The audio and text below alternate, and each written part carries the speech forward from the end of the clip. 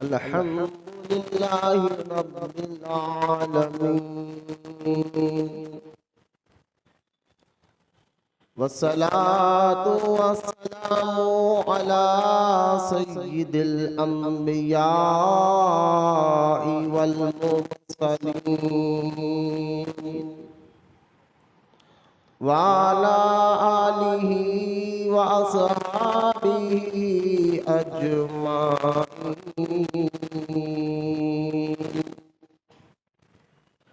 अम्मा बाद अल्लाह ताला फिल कुरआनिल मजीद व अऊज़ु बिल्लाहि मिनश शैतानिर रजीम। बिस्मिल्लाहिर रहमानिर रहीम।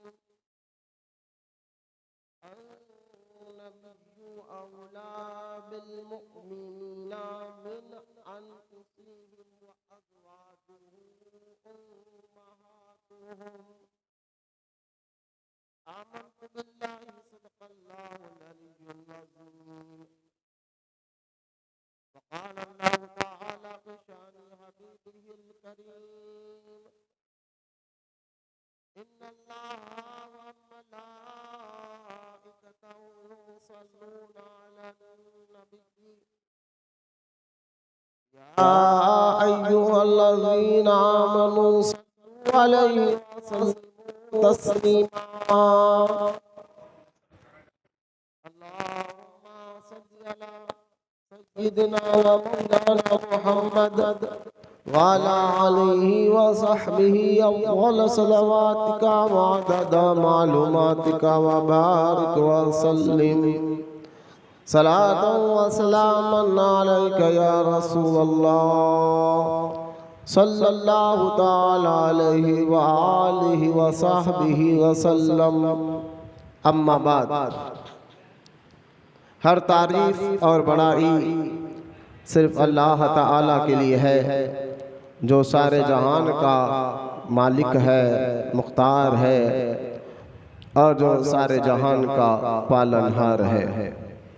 मैं इस बात की गवाही देता हूँ कि अल्लाह ताला के सिवा कोई इबादत के लायक नहीं, वो एक है, उसका कोई साथी और शरीक नहीं।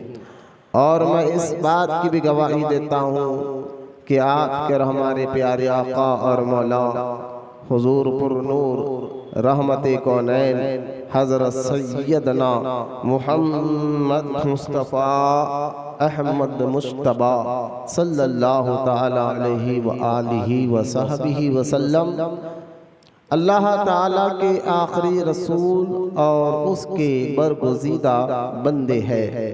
अल्लाह ताला हुजूर रहमत कौनैन सल्लल्लाहु ताला अलैहि व आलिहि व सहाबिहि वसल्लम पर, सहाबा इकराम, अहले बैत, औलियाए कामिलीन पर क़यामत तक रहमती और बरकतें नाजिल फरमाता रहे। आमीन। मोहब्बत से एक मरतबा दुरूद शरीफ पढ़िए। अल्लाहुम्मा सल्ली अला सय्यदना व मौलाना मुहम्मद मादिन जूदी वल करम वाला आलिहि व बारिक व सल्लिम सलातन व सलामन अलैका या रसूलल्लाह सल्लल्लाहु ताला अलैहि व आलिहि व सहबिहि व सल्लम। मुअज़्ज़ज़ सामईन, अस्सलामु अलैकुम व रहमतुल्लाहि व बरकातुहू।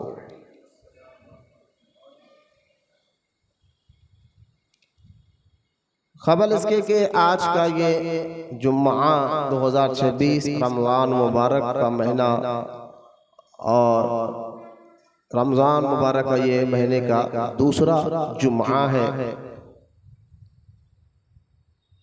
हर साल अल्लाह की फजल, उसकी अता, उसके करम से हम जो है अपनी मस्जिद में, जैसा ही रमज़ान मुबारक का ये महीना अल्लाह में अता फरमाता है, तो हम हर जुमा का एक मौजू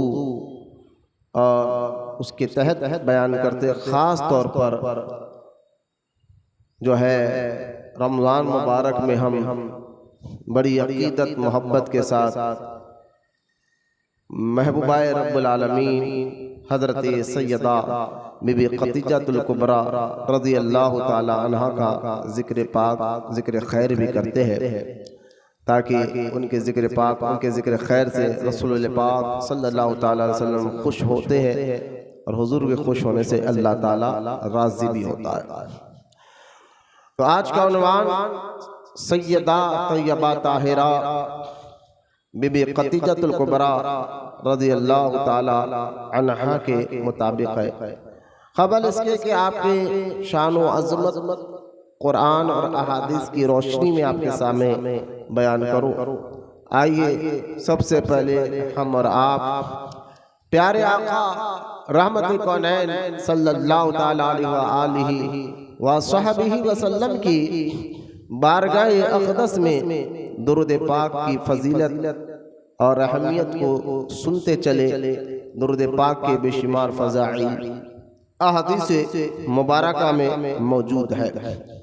उन्हीं अहादीस पाक में आता है कि अल्लाह ताला के कुछ फरिश्ते शबे जुमा यानी जुमेरात की रात को ज़मीन पर एक कागज़ और कलम लिए आते अल्लाह के हुक्म से, और जुमा के गुरूब आफ्ताब तक जो है वो एक ही काम करते रहते हैं। शबे जुमा जुमेरात की रात से लेके जुमा का दिन तक ख़त्म होने तक जो जो दुरूद पढ़ते हैं वो उस कागज़ पर उस कलम से लिख लेते हैं उसका नाम, दुरूद पढ़ने वाला का नाम सब लिख कर। फिर जैसा ही जुमा का सूरज गुरूब हो जाता है तो फिर वो फ़ैल अल्लाह ताला की बारगाह में पेश कर दिया जाता है।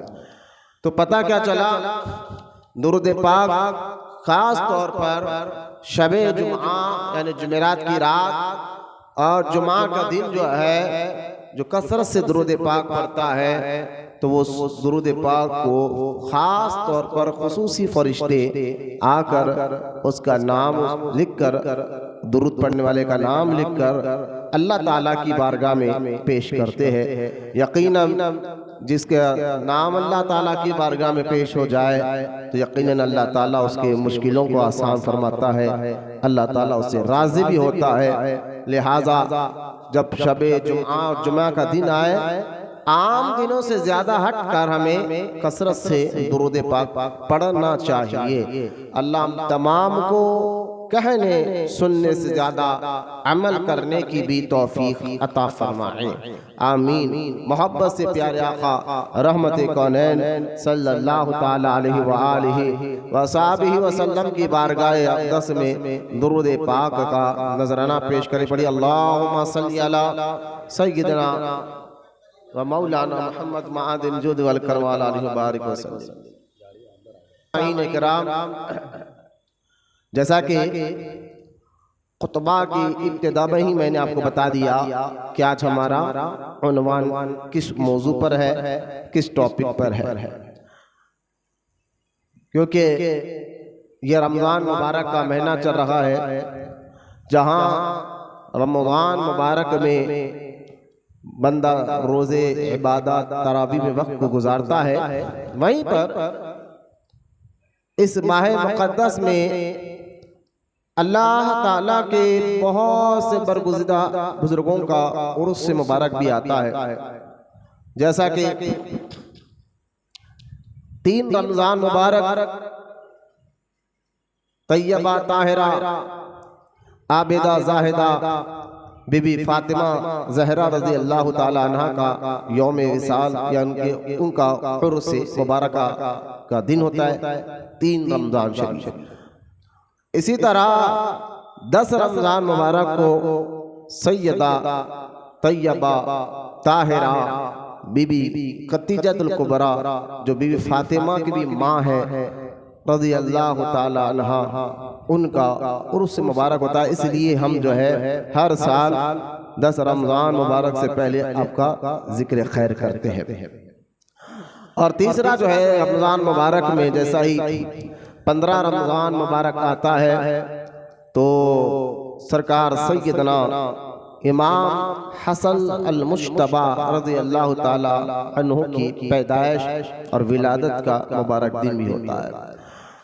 फिर 16 रमज़ान को इस्लाम का वो अजीम शान मारिकाए बदर, जिसकी वजह से इस्लाम को अल्लाह ने इज़्ज़त अता फरमाई और जिस वाक़े की वजह से क़यामत तक के मुसलमानों में एक हिम्मत, एक जज्बा, एक जोश है, वो वाक़या जो इस्लाम में पहली जंग जिसको कहा जाता है जंग बदर, वो वाक़या भी 16 या 17 रमज़ान मुबारक को हुआ है।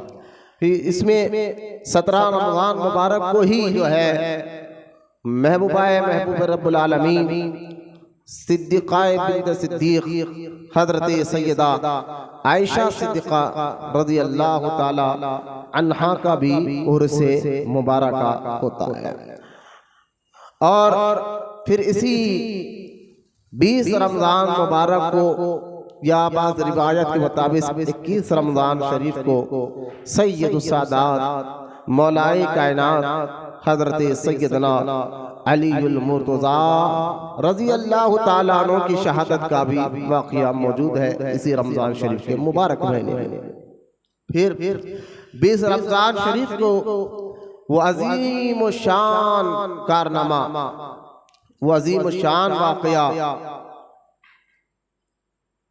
इधर देखते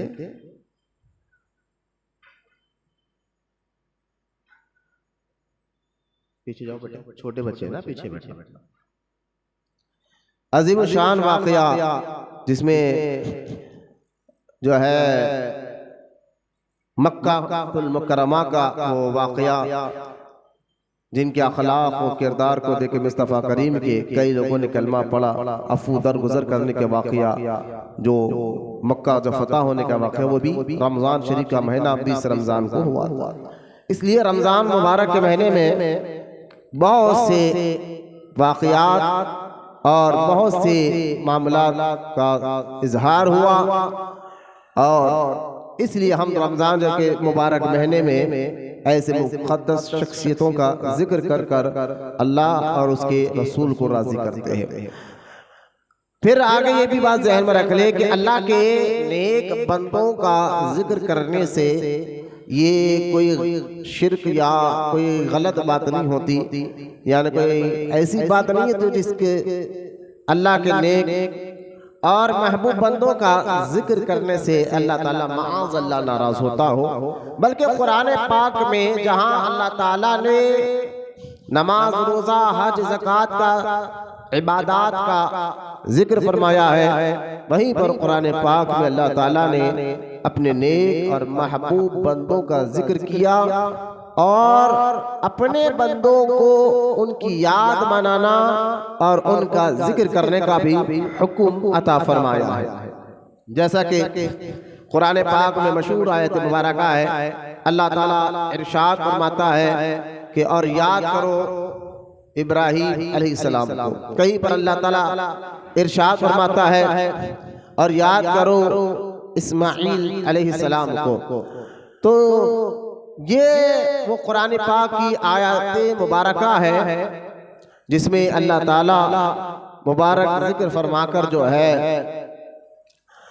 इशारा मिल गया क़यामत तक के मुसलमानों को अल्लाह के नेक महबूब बंदों का जिक्र करने, ये अल्लाह का हुक्म भी है, ताकि कोई वसवसा ना डाले कि भाई रमज़ान मुबारक का महीना है, ये क्या तुम फला फला बुजुर्गान दीन और उनका जिक्र छेड़ कर बैठते हो। तो इबादत के बारे में बताए, रोज़े के बारे में बताए, तो अल्लाह का फजल है जो यहाँ जानने वाले जानते भी हैं कि यहाँ रमज़ान मुबारक के मुताल्लिक, रोज़े के मुताल्लिक बात हो चुकी है। अल्लाह के फजल से अल्लाह हम सबको अमल की तौफीक अता फरमाए। लेकिन अल्लाह के नेक बंदों का जिक्र करने से कुछ जो चिड़ पैदा होती है, जिनको आज के दौर में बदअक़ीदा वहाबी कहा जाता है, जो ये चिढ़ते हैं और चिड़ पैदा करते हैं। तो मैं कहना चाहता हूँ, देखिए अल्लाह के नेक और महबूब बंदों का जिक्र करना ये अल्लाह का हुक्म भी है। और सूरह नूह में तो अल्लाह ताला ने अल्लाह के नेक बंदों के जिक्र के क्या फायदे होंगे और उससे क्या मिलता है, इसके वाज़ेह तौर पर कुरान पाक में सूरह नूह में अल्लाह ताला ने इरशाद फरमाया, ए हबीब हम आपको पिछले अंबिया के वाक़यात किस्से इसलिए आप सुनाते हैं ताकि आपका सीना मजबूत हो।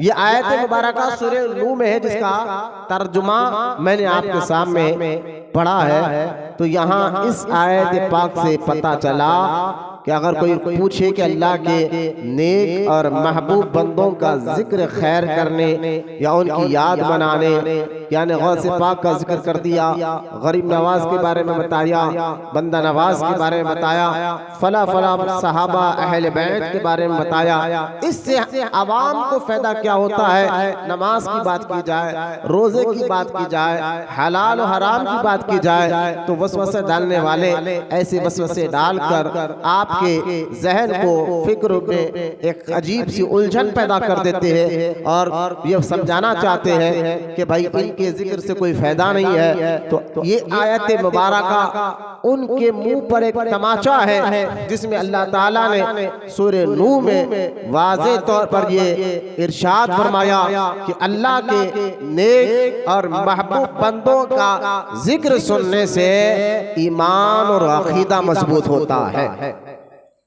ये वजह है अल्लाह के नेक बंदों की याद बनाना। इसका फायदा खुद अल्लाह ताला ने अपने पाक कलाम कुरान पाक में इसका ऐलान फरमाया है। तो लिहाजा अल्लाह ने नेक बंदों के जिक्र खैर से जहाँ हमें दीन की अहमियत मालूम होती है, कलमे की अहमियत मालूम होती है, इस्लाम की अहमियत मालूम होती है, वहीं पर हमें सब्र करने का तरीका सिखाया जाता है, तवक्कुल का तरीका सिखाया जाता है कि अल्लाह पर यकीन कैसा होना चाहिए, रसूल पर यकीन कैसा होना चाहिए, दीन पर यकीन कैसा होना चाहिए, इस्लाम पर यकीन कैसा होना चाहिए।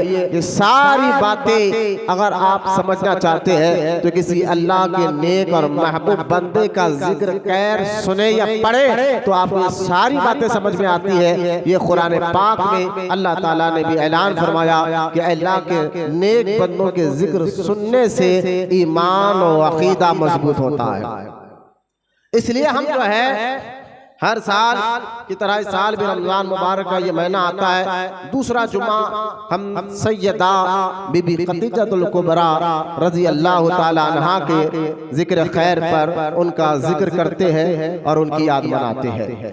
आज जहाँ तक मैंने आपको अल्लाह के नेक और महबूब बंदों का जिक्र करने से क्या फायदा होता है, ये वजह आपके सामने मैंने रख दी है। अल्लाह ताला हम तमाम को समझने की तौफीक अता फरमाए। आइए यहाँ तक समझाने के बाद कुरान पाक की जो आयत मुबारका मैंने पढ़ने का शर्फ हासिल किया है, जिसमें अल्लाह ताला ने फरमाया अन्नबिय्यु औला बिल मुमिनीन, और ये नबी जिसका तुम कलमा पढ़ते हो अहले ईमान से कहा जा रहा है, अन्नबियुल औला बिल मुमिनीन, कि जिस नबी का तुम कलमा पढ़ते हो, जिस नबी को मानते हो, ईमान लाए हो, ये कौन है? तो कुरान में अल्लाह ताला फरमाता है कि ये मोमिनों की जान से भी ज्यादा करीब है। यहाँ हमारे और आपके नबी पाक अलैहिस्सलाम के बारे में अल्लाह कह रहा है अन्नबिय्यु औला बिल मुमिनीन, मतलब ये है कि ये नबी तुम्हारी जान से भी ज्यादा करीब है। ये आयत मुबारका के इसी छोटे से टुकड़े पर फिर हमारे उलमा ने घंटों तकरीर कर कर इस आयत की तफसीर की है और बयान किया है, लेकिन अभी ये मौका नहीं है कि इस आयत पर तफसील के साथ बयान किया जाए। इंशाअल्लाह अल्लाह जिंदगी रखा तो हम मिलादुन नबी के महीने में ये आयत के तहत जो है, जिसमें अल्लाह फरमा रहा है कि ये नबी मोमिनों की जान से भी ज्यादा करीब है, इस पर इंशाअल्लाह अगर अल्लाह तौफीक दे और उम्र रखे तो हम बयान करेंगे। आगे अल्लाह इरशाद फरमाता है कि अज़वाज मिन अनफुसिहिम व अज़वाजुहु उम्महातुहुम, ये नबी जो मोमिनों की जानों से भी ज्यादा करीब है और उनके बीवियां, यह गौर से सुनिए, अल्लाह कुरान में फरमाए व अज़वाजुहु, व अज़वाज नहीं एक बीवी ने, व अज़वाजुहु, और उनके बीवियां यानी मुस्तफा करीम के मुकद्दस बीवियां क्या है? उम्महातुहुम। ये कुरान ने हुजूर सल्लल्लाहु ताला अलैहि वसल्लम की मुक़द्दस बीवियों को ये लक़ब अल्लाह ताला ने अता फरमाया। वो लक़ब क्या है? उम्महातुहुम, के नबी की मुक़द्दस बीवियाँ क़यामत तक के मुसलमानों की माएँ है। अब ये आयत मुबारका जिसे अल्लाह ताला ने हुजूर सल्लल्लाहु ताला अलैहि वसल्लम की मुक़द्दस बीवियों को उम्महातुहुम कहा, यानी क़यामत तक के आने वाले मोमिनों की माएँ हैं। अब ये आयत मुबारका में जहाँ मुस्तफ़ा जाने रहमत के शान व अज़मत को बयान किया गया कि जानों से ज्यादा करीब है, वहाँ पर उनके यहाँ मुक़द्दस बीवियों का मुकाम और मर्तबे के बारे में बयान किया, ये मोमिनों की माएँ हैं।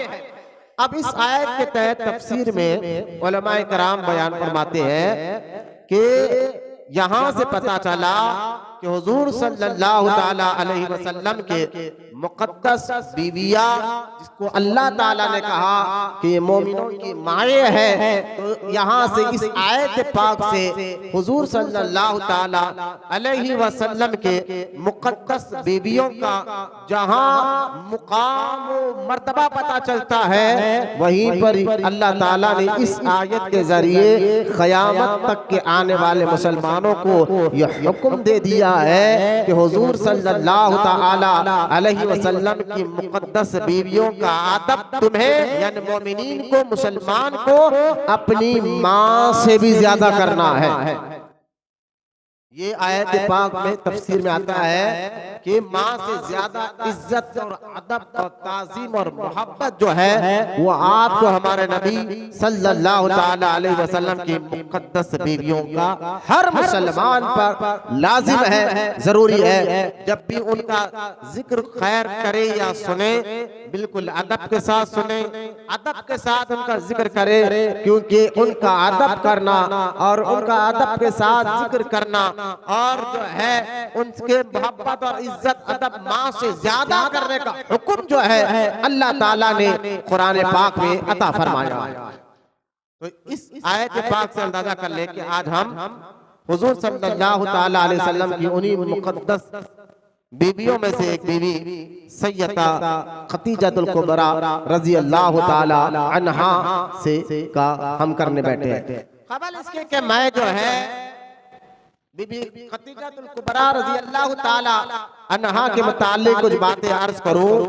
पहले मैं कुछ ज़हनी सवालात या कोई इस्लाम दुश्मन लोग जो है जो सवालात कर रहे हैं सोशल मीडिया के जरिए या फिर लोगों के जहन में डालते हैं, उन सवालात का मैं पहले जवाब देना चाहता हूँ। वो जरूरी भी है हर मुसलमान को इन सवालात का जवाब याद रखना।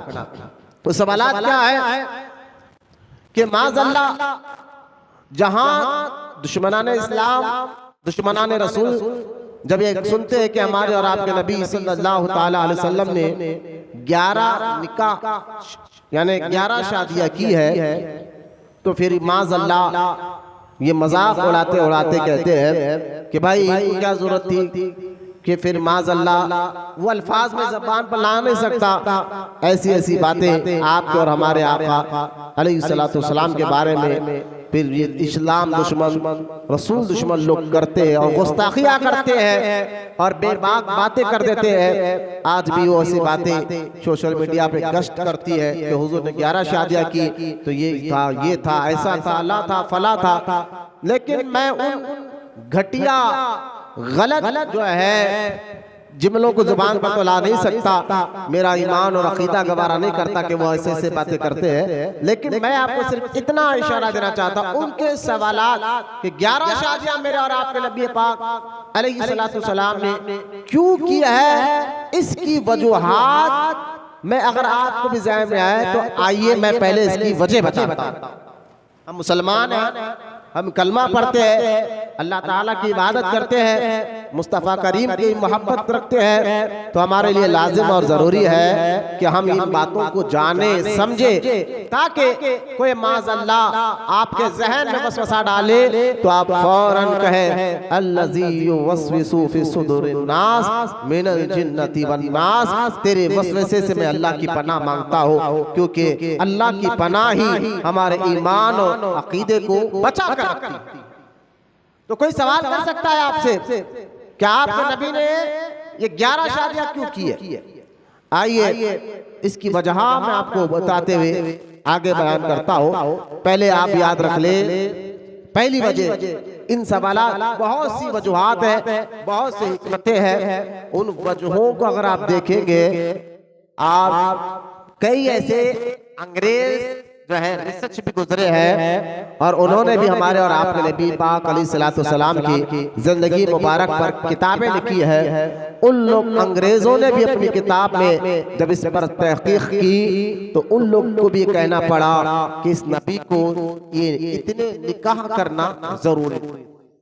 तो खैर पहली वजह मैं आपको बताता हूँ क्यों मेरे आका ने 11 शादियां की है। अच्छा, उन 11 मुकद्दस बीवियों के नाम भी आप सुन लीजिए जिनसे अल्लाह राजी हो चुका है। वो 11 मुकद्दस बीवियां जिनसे अल्लाह राजी हो चुका है, वो 11 मुकद्दस बीवियां जिनके बारे में अल्लाह कुरान में कहता है ये मोमिनों की माएं। वो 11 हुजूर सल्लल्लाहु ताला अलैहि वसल्लम के मुकद्दस बीवियां जिनके बारे में कुरान पाक में अल्लाह ताला सूरह निसा में फरमाता है कि ऐ नबी की बीवियों, तुम आम औरतों की तरह नहीं हो। जरा गौर से, अल्लाह ताला खुद सूरह निसा में कह रहा है ऐ नबी की बीवियों, तुम आम औरतों की तरह नहीं हो। तो सोचिए जिनको अल्लाह ने इज्जत अता फरमाई, उनका मुकाम मर्तबा क्या होगा। तो लिहाजा उन 11 मुकद्दस बीवियों के नाम क्या है। सबसे पहले निकाह मेरे और आपके नबी सल्लल्लाहु ताला अलैहि वसल्लम ने जिससे किया है वो है सैयदा तैयबा ताहिरा बीबी खदीजतुल कुबरा रज़ियल्लाहु ताला अन्हा। जब तक बीबी खदीजतुल कुबरा रज़ियल्लाहु ताला अन्हा ज़ाहिरी जिंदगी में हयात थी, आपने हुजूर सल्लल्लाहु ताला अलैहि वसल्लम ने दूसरा निकाह नहीं किया। तो खैर फिर उन और मुकद्दस बीवियों में सैयदा आयशा सिद्दीक़ा रज़ियल्लाहु ताला अन्हा, सैयदा हफ्सा बिन्त उमर फारूक रज़ियल्लाहु ताला अन्हा और उम्मे हबीबा बिन्त अबू सुफियान रज़ियल्लाहु ताला अन्हा, उम्मे सलमा रज़ियल्लाहु ताला अन्हा, हज़रत सैयदा सौदा रज़ियल्लाहु ताला अन्हा, सैयदा ज़ैनब बिन्त हजश रज़ियल्लाहु ताला अन्हा, सैयदा मैमुना बिन्त हारिस रज़ियल्लाहु ताला अन्हा और सैयदा उम्मुल मसाकीन ज़ैनब बिन्त खुज़ैमा रज़ियल्लाहु ताला अन्हा, सैयदा जुवैरिया बिन्त हारिस रज़ियल्लाहु ताला अन्हा। ये 11 हुजूर सल्लल्लाहु ताला अलैहि वसल्लम के मुकद्दस बीवियों के नाम मैंने आपके सामने बयान कर दिए हैं। अब सुनिए वजह क्या थी इन 11 निकाह करने की। तो अगर इस वजह को समझना है तो पहले आपको हुजूर सल्लल्लाहु ताला अलैहि वसल्लम के बारे में ये बात अच्छी तरह जहन में बिठाना चाहिए कि कुरान पाक में जैसा कि एक हदीस में आता है, एक रिवायत में आता है कि हुजूर सल्लल्लाहु ताला अलैहि वसल्लम जो भी इरशाद फरमाते थे, तो एक सहाबी है जिनका नाम है सैयदना अब्दुल्लाह इब्न मसऊद रज़ियल्लाहु ताला अन्हु, वो लिख लिया करते थे, जो हुजूर इरशाद फरमाते वो लिख लेते थे। हुआ ये कि कुछ लोगों ने हज़रत सैयदना अब्दुल्लाह इब्न मसऊद रज़ियल्लाहु ताला अन्हु से इरशाद फरमाया कि भाई जो चीज़ तुम हुजूर से सुनते हो लिख लेते हो, ऐसा ना करो, बल्कि लिखने से पहले हुजूर से पूछ लिया करो। क्यों? कि कभी हुजूर सल्लल्लाहु ताला अलैहि वसल्लम कुछ गुस्से में बात इरशाद कहते हैं, गुस्से से मुराद जलाल, ईमान वाला जलाल। कभी मेरे आका मुस्तफ़ा करीम जो है कभी मज़ाहिया तौर पर हुजूर कभी मज़ाहिया हंसते हुए कुछ बात करते थे, लेकिन उसमें झूठ नहीं होता था। आज के मजाक में जिसमें झूठ होता है, मैं उस झूठ की बात नहीं कर रहा हूँ। मेरे और आपके नबी जो है मज़ाहिया करते थे, हंसते हुए कुछ बात करते थे, मुस्कुराते हुए कुछ बात बोलते थे, लेकिन वो सच होता था, झूठ नहीं होता था। तो किसी ने कहा अब्दुल्लाह इब्न मसूद से, कभी हुजूर मुस्कुराते हुए कुछ बात करते हैं, कभी जलाल में कुछ बात करते हैं, कभी कुछ बात करते हैं, तो ऐसा तो जरूरी नहीं कि हर बात हुजूर की लिखी जाए, तुम हुजूर से पूछ लिया करो। तो अब्दुल्लाह इब्न मसूद ने हमारे और आपके आका सल्लल्लाहु तआला अलैहि वसल्लम से पूछा, हुजूर मैं हर आपसे जो बात सुनता हूँ और जो अदाएं आपसे देता हूँ वो लिख लेता हूँ, क्या ये मेरा काम करना सही है? हुजूर ने 11 शादियां क्यों की उसको समझना है तो पहले ये वजह समझना पड़ता, तो आपको आसानी से बातें समझ में आए। तो अब्दुल्लाह इब्न मसूद ने जब हुजूर से पूछा तो अल्लाह के रसूल अलैहिस्सलातु वस्सलाम ने इरशाद फरमाया, ए अब्दुल्लाह इब्न मसूद लिखो, मेरे हर चीज को लिखो। क्यों? कि मैं जो भी काम करता हूं या बोलता हूं अल्लाह के हुक्म से करता हूं। अब पहली वजह अब मैं बता रहा हूं कि हुजूर ने 11 निकाह क्यों किए। पहली वजह कि खुद मेरे और आपके आका फरमाते हैं, मैं जो भी काम करता हूं या बोलता हूं ये अल्लाह के हुक्म से करता हूं और अल्लाह के हुक्म से बोलता हूं। फिर कुरान पाक में अल्लाह ताला ने आयत पाक भी नाजिल फरमा दी। अगर कोई इस हदीस को कहे भाई हदीस तो ज़ईफ है, हम नहीं मानते, माज़अल्लाह, अगर इनकार कर दे तो फिर कुरान पाक की एक आयत शरीफ है जिसमें अल्लाह ताला फरमाता है, ये नबी जो कहते हैं, जो बोलते हैं, जो कहते हैं अपनी तरफ से नहीं अल्लाह के हुक्म से कर। कुरान पाक की आयत मुबारका का तर्जुमा मैंने आपके सामने पढ़ा है, तो अब आपको बात समझ में आ जाएगा कि नबी जब दुनिया में आते हैं और जो भी काम करते हैं, जो भी फ़ैल उनका होता है, जो भी आदत उनकी होती है, जो भी वो बोलते हैं और जो करके करते हैं वो अल्लाह के हुक्म से करते हैं। ये बात ज़हन में फिट कर रहे। तो अब यहाँ आपको पहली वजह का जवाब देते बता रहा हूँ कि आप और हमारे आका सल्लल्लाहु तआला अलैहि वसल्लम ने जो 11 निकाह किए हैं उसके पीछे अल्लाह का हुक्म, क्योंकि मेरे आका खुद फरमाते बगैर अल्लाह के हुक्म से मैं कोई काम नहीं करता। अब इससे बड़ी बात हमारे जहन में नहीं आना चाहिए कि हुजूर ने 11 निकाह क्यों किए है, ये अल्लाह का हुक्म था। अब अल्लाह का हुक्म था तो बात मतलब एक तो वजह ये है और दूसरी वजह यह है 11 निकाह करने की। अब एक वजह तो अल्लाह का हुक्म था और दूसरी वजह हाँ अल्लाह ताला का हुक्म तो मेरे और आपके नबी पाक अलैहिस्सलातु वस्सलाम के लिए था, लेकिन दूसरी वजह क्योंकि आप देखें एक हदीस पाक जो बुखारी शरीफ में है कि सैयदा आयशा सिद्दीक़ा रज़ियल्लाहु ताला अन्हा बीबी खतीजातुल कुबरा के बाद हुजूर जिस अपनी मुक़द्दस बीवियों में जिस बीवी को ज्यादा मोहब्बत करते थे उनके बारे में उलमा फरमाते हैं वो सैयदा आयशा सिद्दीक़ा रज़ियल्लाहु ताला अन्हा। अच्छा, ज्यादा मोहब्बत से मुराद ये नहीं है कि माज़अल्लाह कि फिर मेरे आका ने ज्यादा मोहब्बत की और दूसरे बीवियों का हक अदा नहीं किया, ऐसा नहीं है। आदल इंसाफ में कोई कमी मेरे नबी ने नहीं की, लेकिन मोहब्बत के तहत सरकार ने कहा या अल्लाह ये मेरे इख्तियार में नहीं है, पता नहीं तू जानता है कि मुझे आयशा से बड़ी मोहब्बत है। तो मोहब्बत ये बताया गया, मोहब्बत आयशा सिद्दीक़ा से देखा, अदल इंसाफ सारे बीवियों के लिए बराबर था। लेकिन मैंने आपको जो बात कही है कि हुजूर ने जो 11 निकाह किया उसके पीछे अल्लाह का हुक्म था, अल्लाह की मर्जी थी। अब उसकी एक दलील और मैं आपको दे रहा हूँ, बुखारी और मुस्लिम में हदीस पाक मौजूद है कि मेरे और आपके नबी सल्लल्लाहु तआला अलैहि वसल्लम फरमाते हैं कि ऐ आयशा तुम जानती हो तुमसे निकाह करने से पहले, तुम्हारे शादी होने से पहले अल्लाह ताला ने 3 रात मुसलसल मुझे ख्वाब में एक कपड़े में तुम्हारा चेहरा दिखाया और कहा महबूब इनसे निकाह कर। सुभान अल्लाह। हुजूर का जो ख्वाब होता है वो वही की तरह होता है। आपके और हमारे ख्वाब की कई ताबीरें होती है, कई मामलात होते हैं, लेकिन नबी को जो ख्वाब होता है वो वही अल्लाह के हुक्म के तहत होता है और उसमें माज़अल्लाह शैतान की गुड़मुड़ नहीं होती। हमारे ख्वाबों में कुछ शैतान गुड़मुड़ कर देता है, नफसानी ख्वाब होते हैं, शैतानी ख्वाब होते हैं। हाँ, हमें और आपको एक ख्वाब पड़े वो सच्चा होता है, वो ख्वाब है मुस्तफ़ा करीम का ख्वाब में दीदार हो जाना। यह हर मुसलमान को अगर ख्वाब पड़ जाए तो वो ख्वाब सच्चा होता है। तो अब गौर करें, मेरे आका रहमत कौनैन फरमाते हैं कि 3 रात मुसलसल जो है अल्लाह ने जिब्रील के जरिए ख्वाब में मुझे तुम्हारा चेहरा दिखाया कपड़े के अंदर।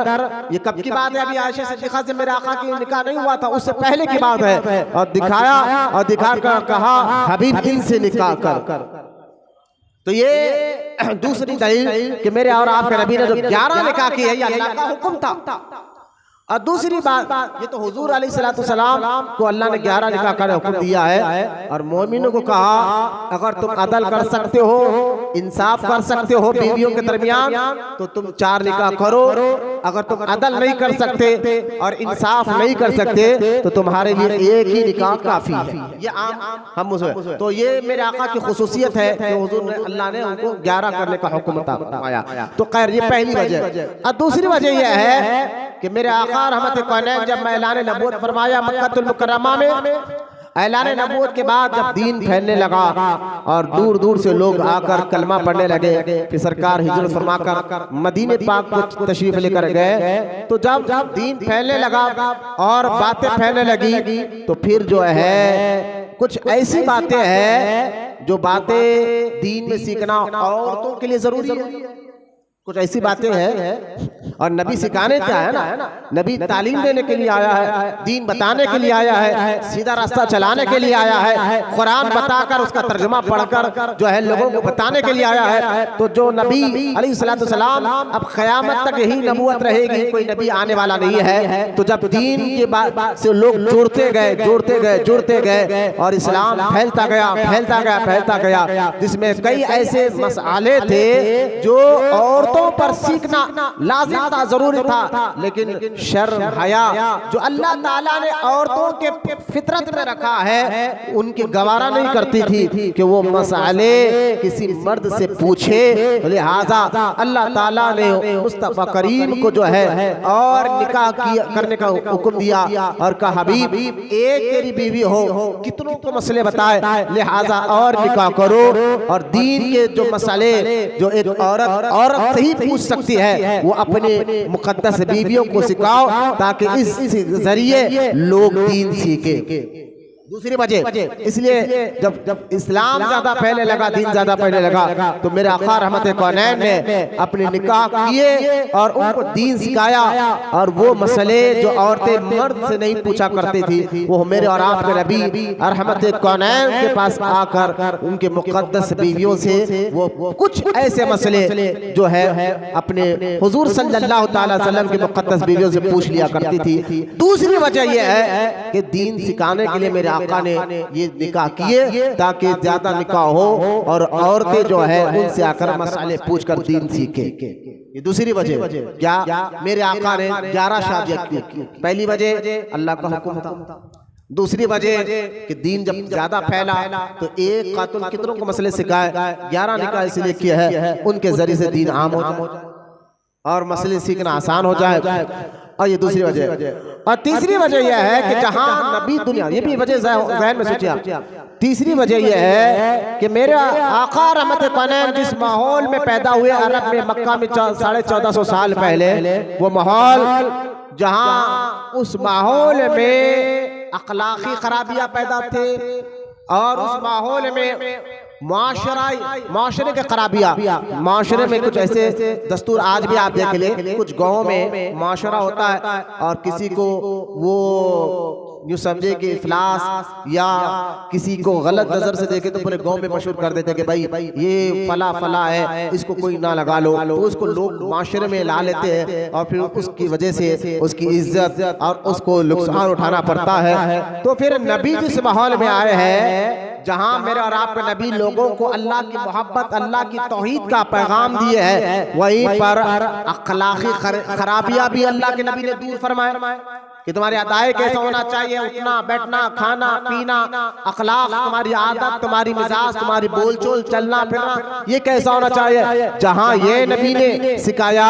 वहीं पर मेरे आका रहमत कौनैन ने मुआशरा, सोसाइटी के अंदर रहना है तो कैसे रहना है और क्या करना है, किस में खराबी होती है किस में खराबी नहीं होती है, ये चीज को भी आपके और हमारे नबी ने दूर कर कर बताया। देखिए किसी माशरे के माशरा जो चलता है, सोसाइटी जो रहती है, किसी चीज को लेकर अगर लोग कहे कि भाई ये इफलास है, ये मामला ऐसा है, तो फिर पूरी सोसाइटी इस पर अमल करती है। तो फिर जो है जो समझदार होता है कहता है नहीं, इफलासी किसी में नहीं, इसमें नहीं, इसी में होती है। ये बात खुद प्रैक्टिकल तौर पर कर कर बताए तो लोगों को भी बात समझ में आती है। तो हुजूर के दौरे मुबारक में हुआ ये था कि लोग जो है दो औरतों को पूरे माशरे में, हुजूर के दौरे मुबारक में पूरे माशरे में दो किस्म की औरतों को कोई इज्जत नहीं देती, कोई इज्जत की निगाह से देखता भी नहीं था और कोई उनको जो है अपने करीब रखना भी नहीं चाहता था। वो दो किस्म की औरतें कौन थी? एक जिसका शौहर मर जाए, जिसको बेवा, और दूसरा जो तलाकशुदा हो, जिसको तलाक दे दी गई हो। अब ये दो किस्म की जो औरतें थी, इनका जीना माहौल हो जाता था।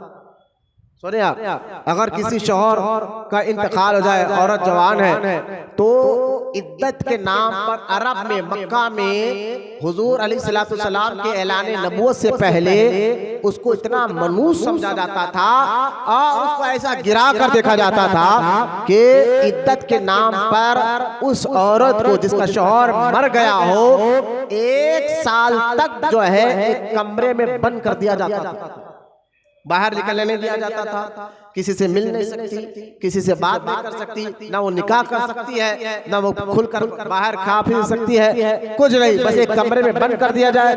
कभी कभी थोड़ा बहुत ग़िज़ा, कभी कभी रोज नहीं, कभी कभी थोड़ी बहुत ग़िज़ा कमरे के अंदर पहुंचाई जाती थी, जिसकी वजह से बहुत कम ऐसा होता था वो औरत जिंदा बची।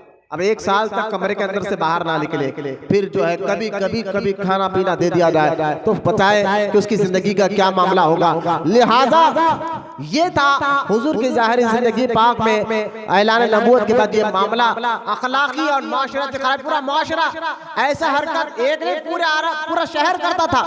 पूरे शहर में ये बात थी, मशहूर थी कि जिसकी बीवी की तलाक हो जाए उसको कोई इज्जत ना दो, और जिसको जो है जिसका शौहर मर जाए कोई उसकी इज्जत नहीं है। तो ये माशरे को सुधारने के लिए, सोसाइटी को सुधारने के लिए मेरे और आपके नबी रहमत कौनैन सल्लल्लाहु तआला अलैहि वसल्लम ने खुद जो है प्रैक्टिकल अमल कर कर बताया कि अगर किसी का शौहर का इंतकाल हो जाए और कोई जालिम आदमी अपनी बीवी को तलाक दे दे तो इसका मतलब ये नहीं है कि उसकी कोई इज्जत नहीं है, उसका कोई विकार नहीं है। अल्लाह ने उनको भी इज्जत अता फरमाई है।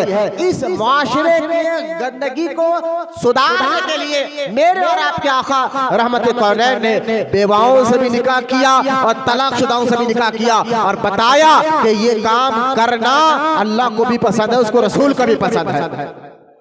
अगर ये काम मेरे नबी नहीं करते, यानी एक बेवा से निकाह ना करते, तलाकशुदा से निकाह ना करते, तो सोचिए आज क्या हाल होता, आज क्या हाल होता। कुछ आज भी गैरों के है रस्म रिवाज है, बेवा औरत हो गई तो उसको शादी में नहीं बुलाते। बेवा औरत अगर अल्लाह ना करे बेवा हो जाए तो घर में नहीं बुलाते। कुछ गाँवों में आज भी अल्लाह का फजल है, इस्लाम ने इस चीज को मिटा दिया है, लेकिन फिर भी आज भी आप देखें साइंस और टेक्नोलॉजी के इस दौर में भी इस बात को ऐसा यकीन से मानते हैं कि बेवा औरत को घर में आने नहीं देते। इस्लाम ने कई मामला आता है, लेकिन इस माशरे की खराबी को नबी ने खत्म करके बताया और बताया है कि किसी का शौहर का इंतकाल हो जाए या तलाक दे दे तो उससे निकाह करना कोई ऐब की बात नहीं है, बल्कि इससे अल्लाह राजी होता है। इसलिए मेरे और आपके नबी सल्लल्लाहु तआला अलैहि वसल्लम के जो 11 निकाह है, उन 11 निकाह में से सिर्फ एक निकाह ऐसा है सैयदा आयशा सिद्दीक़ा से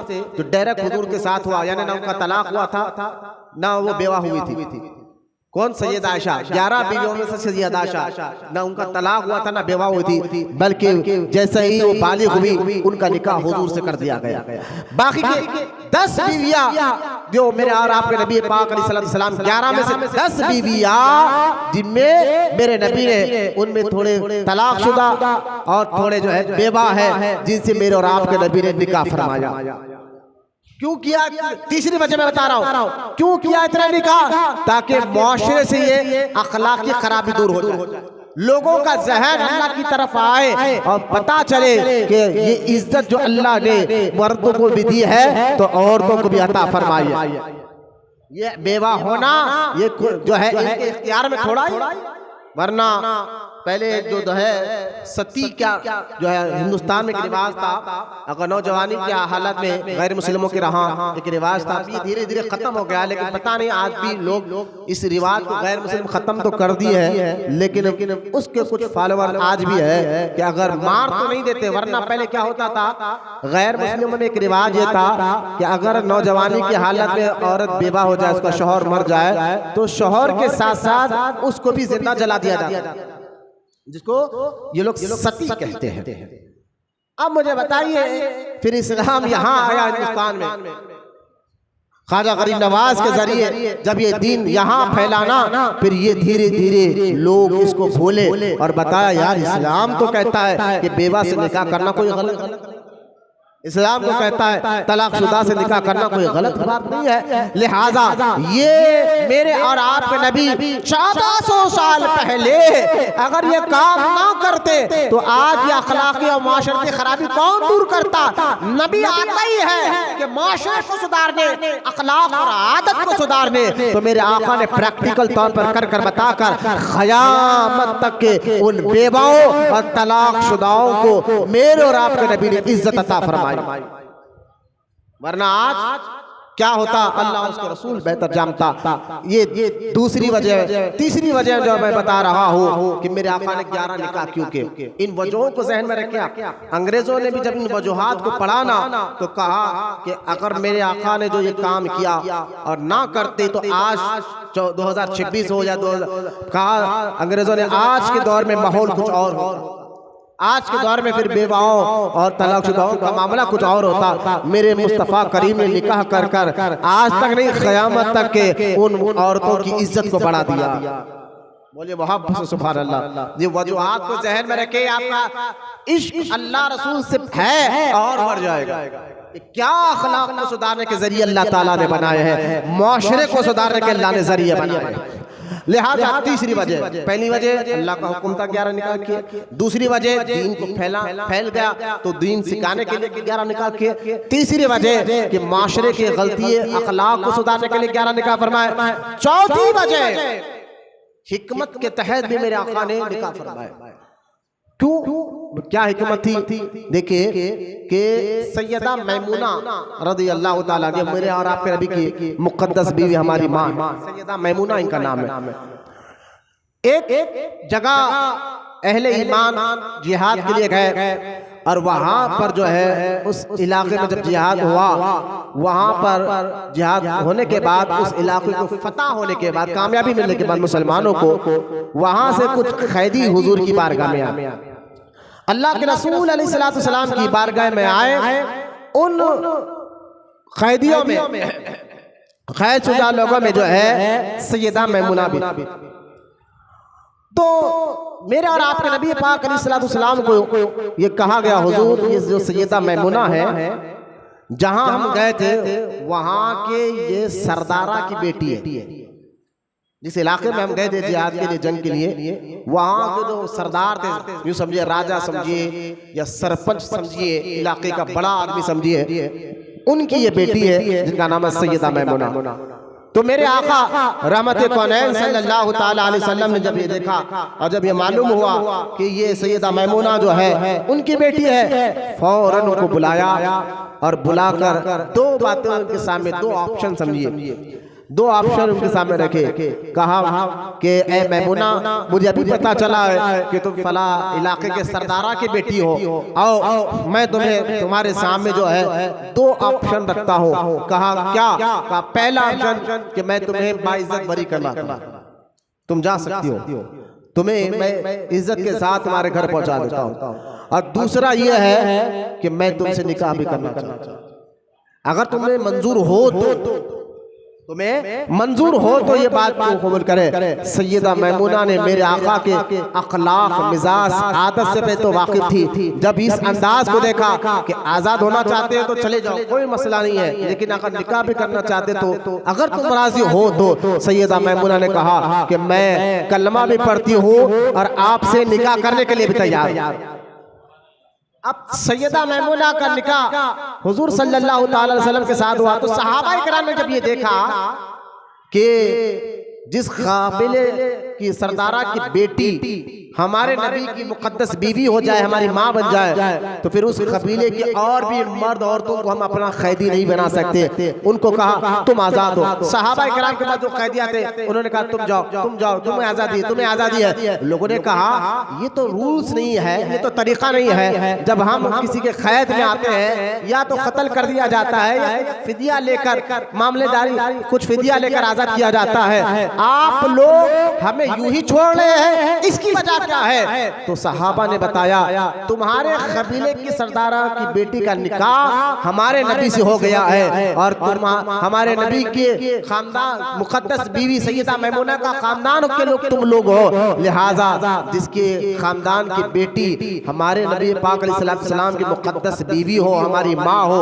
उनके खानदान वालों को कैदी कैसे रख सकते हैं, कैद में कैसा रख सकते हैं? लिहाजा सहाबा इकराम ने कहा इसलिए हम आपको आजाद कर रहे हैं। ये अखलाक और ये मिजाज को देखकर तमाम के तमाम खानदान वालों ने कलमा पढ़कर इस्लाम को कबूल फरमाया।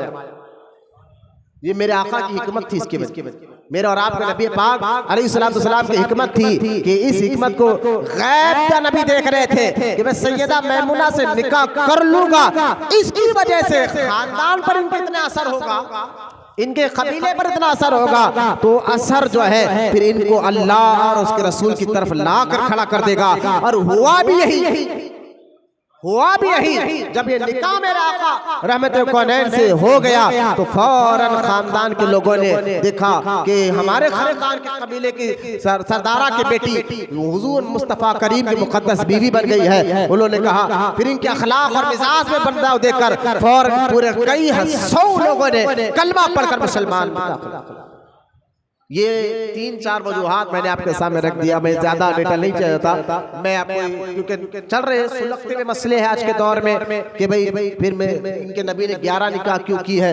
इन निकाहों को आप जहन में बिठाए तो आपको अंदाजा होगा कि मेरे आका रहमत कौनैन ने जो कुछ भी किया है माशरे को सुधारने के लिए और हिकमत की वजह से और अल्लाह के हुक्म से और दीन को फैलाने के लिए क्या है। माज़अल्लाह हमारे और आपके आका रहमत कौनैन में कोई ऐसा नफसानी ख्वाहिशात के आप माज़अल्लाह नहीं थे कि नफसानी ख्वाहिशात हो, ख्वाहिश के लिए क्या हो, नहीं, जो भी काम करते थे आप हमारे नबी अल्लाह के हुक्म उसकी मर्जी से करते थे।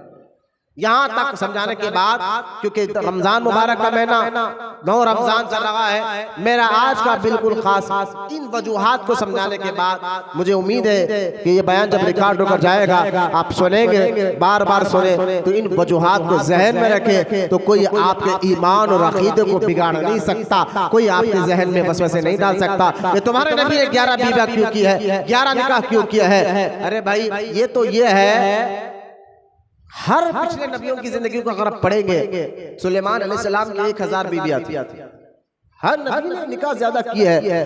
और खुद गैर मुस्लिमों में जो कन्हैया है उसके बारे में रामायण में भी लिखा है कि उसकी भी 1000 बीवियां थी। तो खैर ये निकाह का मामला जो हो जाए, हमारे आका पर माज़अल्लाह इस्लाम दुश्मनी की वजह से ऐसे बेतुक की बातें उठाते हैं, सवालात उठाते हैं और ऐसे बेतुक की बातें करते हैं। हमें इन बातों का जवाब जहन में रहना चाहिए। इसलिए मैंने बताया कि आपको हमारे नबी ने 11 निकाह किए, उसकी वजह क्या। ये बात समझने के बाद सबसे पहले मेरे आका जो है जिससे पहला निकाह किया है वो बीबी खदीजा रज़ी अल्लाह ताला अन्हा। बीबी खदीजा का विसाल औरत जो है इसी 10 रमजान मुबारक के 10 रमजान को हुआ है। और बीबी खदीजा कौन है, क्या है, कैसी थी और उनके मुकाम और मर्तबा क्या था, ये जिक्र से ईमान और अकीदा आप जब सुनेंगे मजबूत हो जाए। सैयदा खदीजातुल कुबरा के बारे में अब सुनिए, मैं यहाँ जा रहा हूँ। बीबी खदीजातुल कुबरा कौन है? बीबी खदीजा आप तमाम सुने यहाँ के मेरे और आपके नबी की मुकद्दस बीवी है। जब तक ये जिंदा थी मेरे नबी ने दूसरा निकाह नहीं किया था। बीबी खदीजा वो सबसे बड़ी बात ये है, बीबी खदीजा वो है जिनको अल्लाह ताला ने सलाम भेजा था। इससे अंदाजा कर ले कि उनका मुकाम क्या होगा। जिनको अल्लाह ने सलाम भेजा, क्या जिब्रील जाओ मुस्तफ़ा को भी सलाम को, खदीजा को भी मेरा सलाम करो। सोचिए कि वो कैसा। तो ये ऐसी वलिया है, ऐसी आबिदा जाहिदा है। बीबी खदीजातुल कुबरा के बारे में अब मैं आपको उनकी जिंदगी के बारे में बताता हूँ। पहले ये क्या थी और किस तरह इनका निकाह मेरे और आपके नबी के साथ हुआ है। पहले क्या थी? तो बीबी खदीजा के जो वालिद है, इन ये बड़े मक्के के ताजिर लोग थे, तिजारत करने वाले। सुने जरा, बेचैनी बेकरारी को खत्म करते हुए बातों को सुने, चेहरे में देख रहा हो, सुस्ती काहली को दूर करते हुए सुने। बीबी खदीजा के जो वालिद थे वो अरब के बड़े ताजिर थे, मालदार आदमी थे, और उनका कारोबार उसी दौर में दूर दूर तक फैला हुआ था। अल्लाह ने बहुत दौलत अता फरमाई थी, और इनको एक लौती बेटी थी, वो है बीबी खदीजा।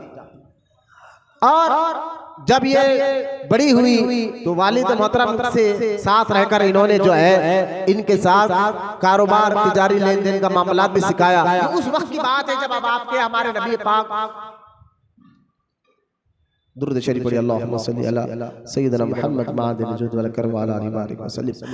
आपके हमारे आका रहमत कौनैन सल्लल्लाहु तआला अलैहि वसल्लम ने की उम्र उस वक्त यूं समझिए कि 25 साल थी, और हमारे आका ने 40 साल की उम्र में अपने नबी होने का ऐलान फरमाया। अभी ऐलान नबूवत नहीं होता तब की ये बात है। तो बीबी खदीजातुल कुबरा के वालिद बड़े ताजिर थे, और जल्दी ही उनका इंतकाल हुआ। तो बीबी खदीजातुल कुबरा के खानदों पर बड़ी जिम्मेदारी हुई, और तो फिर इनका कारोबार, आपने अपने वालिद के कारोबार को फिर दुनिया भर में फैलाया। लेकिन साथ ही साथ ये भी याद रखें कि बीबी खदीजा रज़ी अल्लाह ताला अन्हा का निकाह उनके वालिदैन ने किया था। शरीफ घराने उस दौर के निकाह हुआ था, लेकिन उनको 2 बेटे भी हुए। उसके बाद उसके शौहर का इंतकाल हो गया, और फिर बीबी खदीजा ने दूसरा निकाह भी किया था, और चंद दिन के बाद दूसरे शौहर का भी इंतकाल हो चुका था। अब बीबी खदीजा ने देखा 2 शौहर, यानी 2 मर्तबा ये बेवा हुई बीबी खदीजा। कब? मेरे और आपके आका रहमत कौनैन के निकाह में आने से पहले 2 मर्तबा बेवा हुई है, और फिर दोनों शौहरों से जो है 2 बेटे, 1 बेटी भी थी, 3 बच्चों की वालिदा भी थी, और साथ ही साथ जो है ताजिरा भी थी। रहा बीबी खदीजा को अल्लाह ताला, सुने ये खास जिक्र है मेरे नबी रहमत कौनैन। मैंने कहा ना, बीबी खदीजा वो जिनको अल्लाह ने सलाम दिया। बीबी खदीजा वो है जो औरतों में सबसे पहले अल्लाह पर ईमान लाने वाले। बीबी खदीजा वो है, जब भी मेरे आका इनका जिक्र करते तो मेरे और नबी की आंखों में आंसू आ जाया करते उनसे मोहब्बत में। तो सोचिए आज उनका जिक्र आप सुन रहे हैं, हुजूर खुश हो रहे हैं।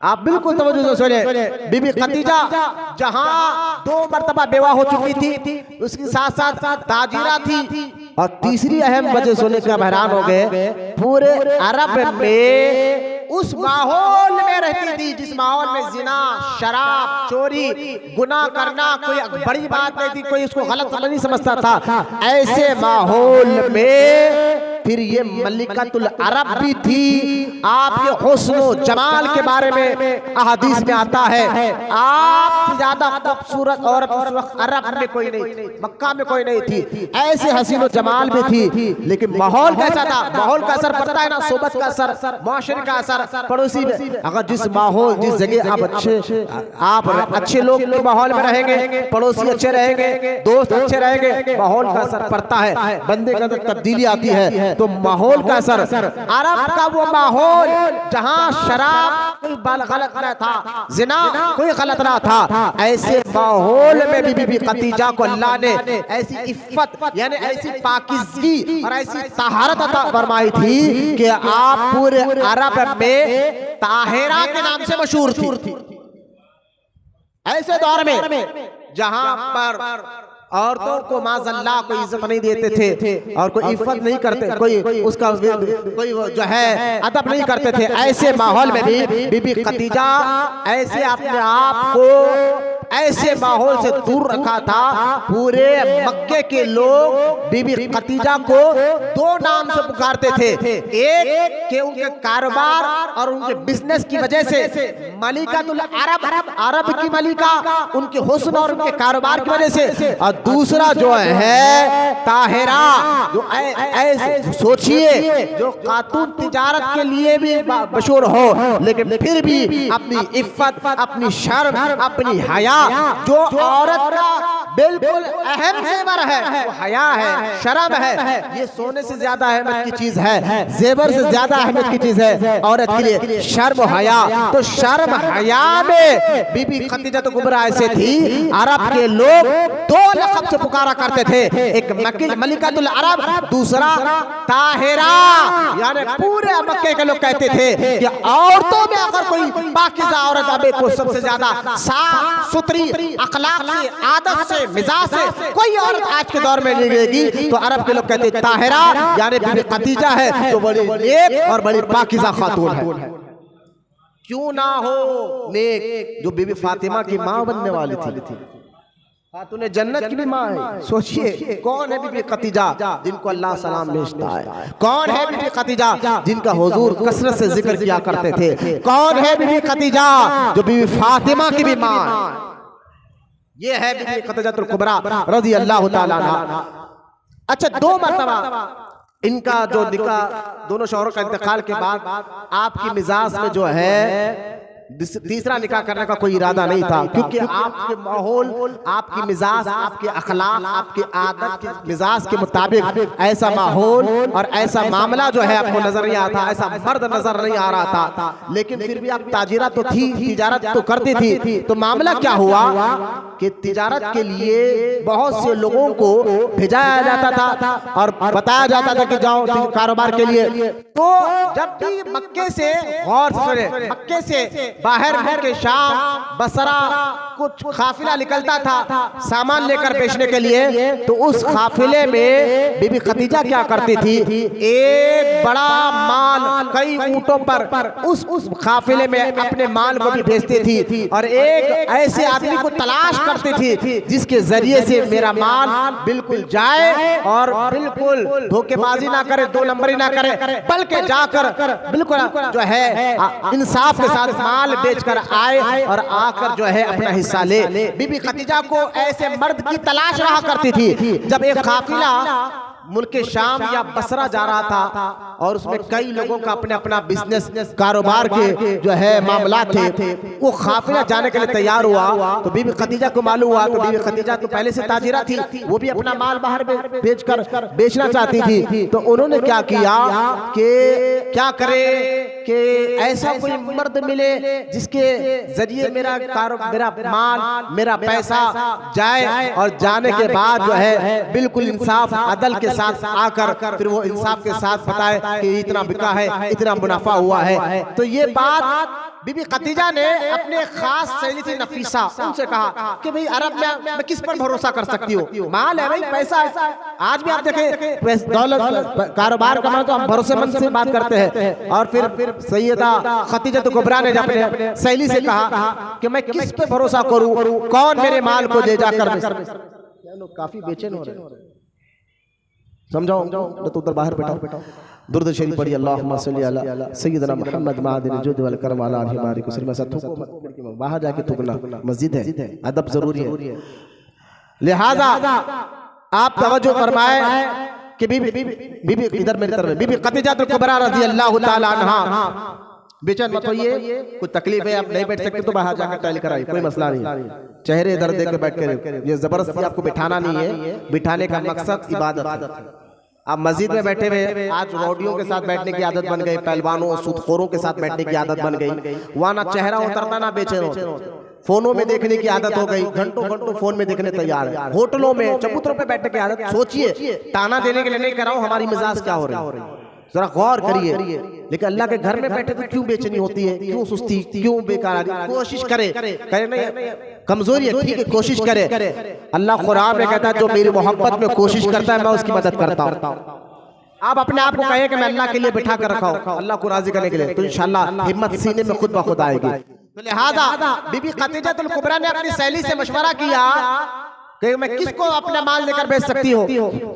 तो बीबी नफीसा जो आपकी सहेली थी, उन्होंने कहा कि अरब में मैंने एक मर्द को देखा है और नौजवान भी है, अखलाक और आदत और मिजाज ए खदीजा जैसा तू चाहती है ना ऐसा होना चाहिए मर्द, वो वैसा, अखलाक भी प्यारे, आदत भी प्यारे, मिजाज भी प्यारी, और गुलामों पर वो रहम करने वाले, पड़ोसियों का वो हक अदा करने वाले, मेहमानों की वो इज्जत करने वाले।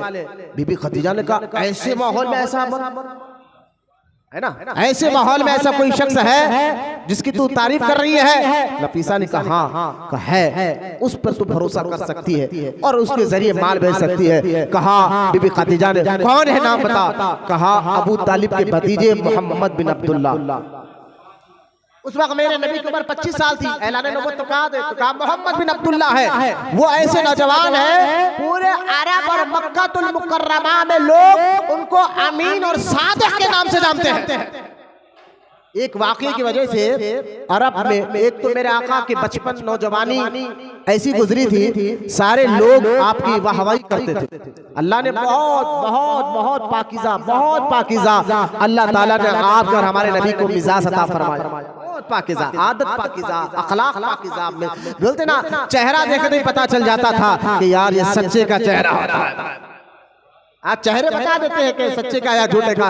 ऐसा पाकीज़ा आप पूरे अरब में जहां शराब, जिना, जुआ, लड़ाई झगड़ा, कत्ल आम बात थी, ऐसे माहौल में जो पाकीज़ा आदत, पाकीज़ा खसाइल और पाकीज़ा मिजाज के कोई शख्स थे तो आपके हमारे आका रहमत कौनैन की ज़ात मुबारक।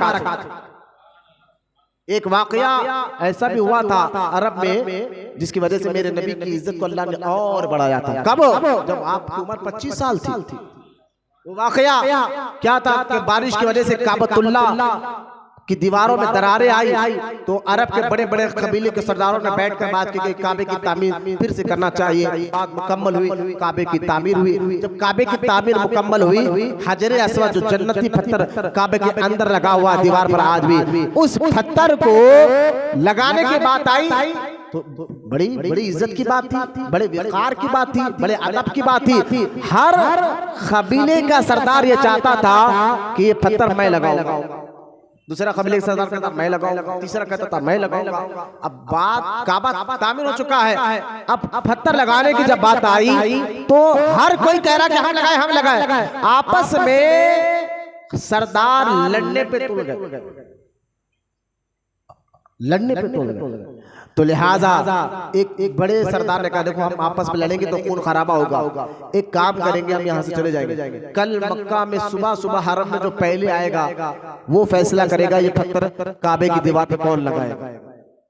सारे सरदारों को बात समझ में आई कि ठीक है हम चले जाएं, रात में सो जाएंगे, सुबह जो पहले उठ के आ जाए, पहला शख्स आए, सरदार ना हो दूसरा बाहर वाला जो पहला काबे के पास आए वो हमारे पास फैसला करेगा। सुबह सारे सरदार काबे के पास बैठ गए, देखिए कि बाहर का आदमी कौन आता है। थोड़ी देर में जो है मेरे और आपके आका रहमत कौनैन तशरीफ लेकर आए। सारे मक्के के सरदारों ने हुजूर को आता हुआ देखा ना तो कहा यार ये तो अमीन आ गया, ये तो सादिक आ गया है। और फिर देखे जब मेरे आका काबतुल्लाह के करीब गए, हरम में दाखिल हुए और मक्के के सरदारों ने ये बात बताई कि मामला ऐसा ऐसा है, तो सारे मक्के के सरदारों की बात सुनकर मेरे आका ने जो फैसला लिया और क़यामत तक के मुसलमानों को, आपको और हमको ये पैगाम दिया कि मेरे और आपके नबी झगड़ा पसंद नहीं करते, लड़ाई पसंद नहीं करते, बल्कि मिलाना और कॉम्प्रोमाइज पसंद करते। आज लड़ाई झगड़ा भी एक नशे की तरह हो जा रहा है। यार फला दुश्मन है फला का तो बस उसको चढ़ाओ और चढ़ाओ, लड़ाओ, लड़ा कर तमाशा देखो, जिनको चुगलखोरी कहते हैं। अगर भाई भाई में कोई मामला हो जाए, बहन बहन में कोई मसला हो जाए, रिश्तेदार रिश्तेदार में कोई मसला हो जाए, बस किसी भी हीले लड़ाओ, झगड़ा करो और दूर करो और दूर करो। कुछ लोग हर सोसाइटी, हर मोहल्ले, हर घर में ऐसे होते हैं जिनको पसंद ही इस बात को होता है कि भाई आपस में इनकी ग़ीबत और चुगलियां करो और आपस में उनको एक हो जाए। तो लड़ाना ना अल्लाह को पसंद है ना रसूल को पसंद।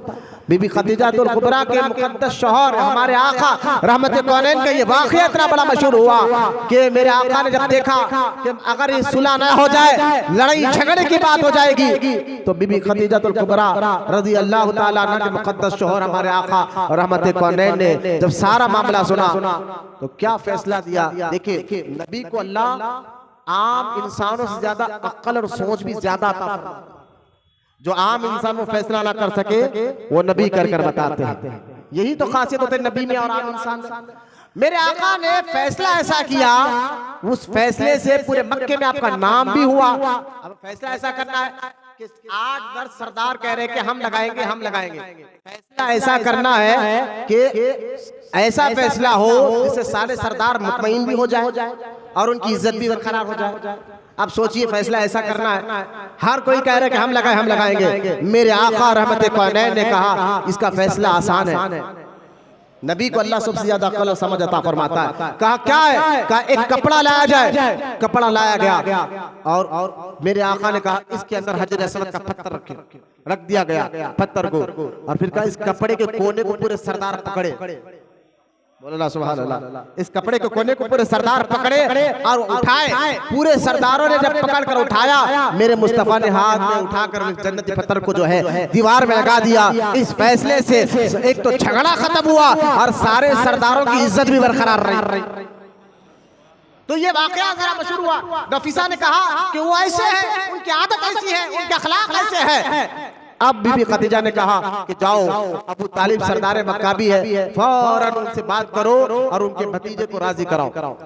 लिहाजा सरकार के चाचा अबू तालिब के पास जो है नफीसा जाती है, कहती है कि ऐसा ऐसा मसला है आपके भतीजे के जरिए, क्योंकि वो बेवा खातून भी है, अरब की मलिका है, जानते हैं उनकी इफ़्फ़त, उनके पास की ताहरत के बारे में। लिहाजा वो चाहते हैं कि आपका भतीजा मोहम्मद बिन अब्दुल्लाह सल्लल्लाहु तआला अलैहि वसल्लम वो जो है इस काफिले को लेकर आगे जाए और तिजारत करके आए, और वो इसके बदले दुगनी यानी एक नहीं दुगनी जो है पैसा देने के लिए, उजरत देने के लिए तैयार है। मेरे आका रहमत कौनैन सल्लल्लाहु तआला अलैहि वसल्लम को जब ये बात का इल्म हुआ, अबू तालिब ने कहा कि जाओ खदीजा से बात। एक रिवायत में आता है कि अबू तालिब ने कहा कि जाओ खदीजा से बात कर आओ और इस काफिले में तुम कारोबार के लिए जा सकते हो। लिहाजा हजरत मेरे आका रहमत कौनैन बीबी खदीजा से बात करने के लिए उनके घर पर पहुंचे।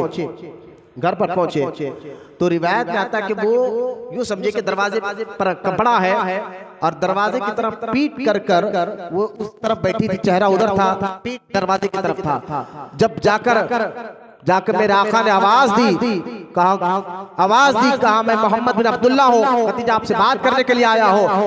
बीबी खदीजा कहती है खुदा, ये ईमान लाने के बाद कहती है खुदा की इज्जत और जलाल गजब, ये मोहम्मद सल्लल्लाहु अलैहि वसल्लम मेरे घर पर आए। अचानक मेरे घर में एक नूर सा चमकने लगा।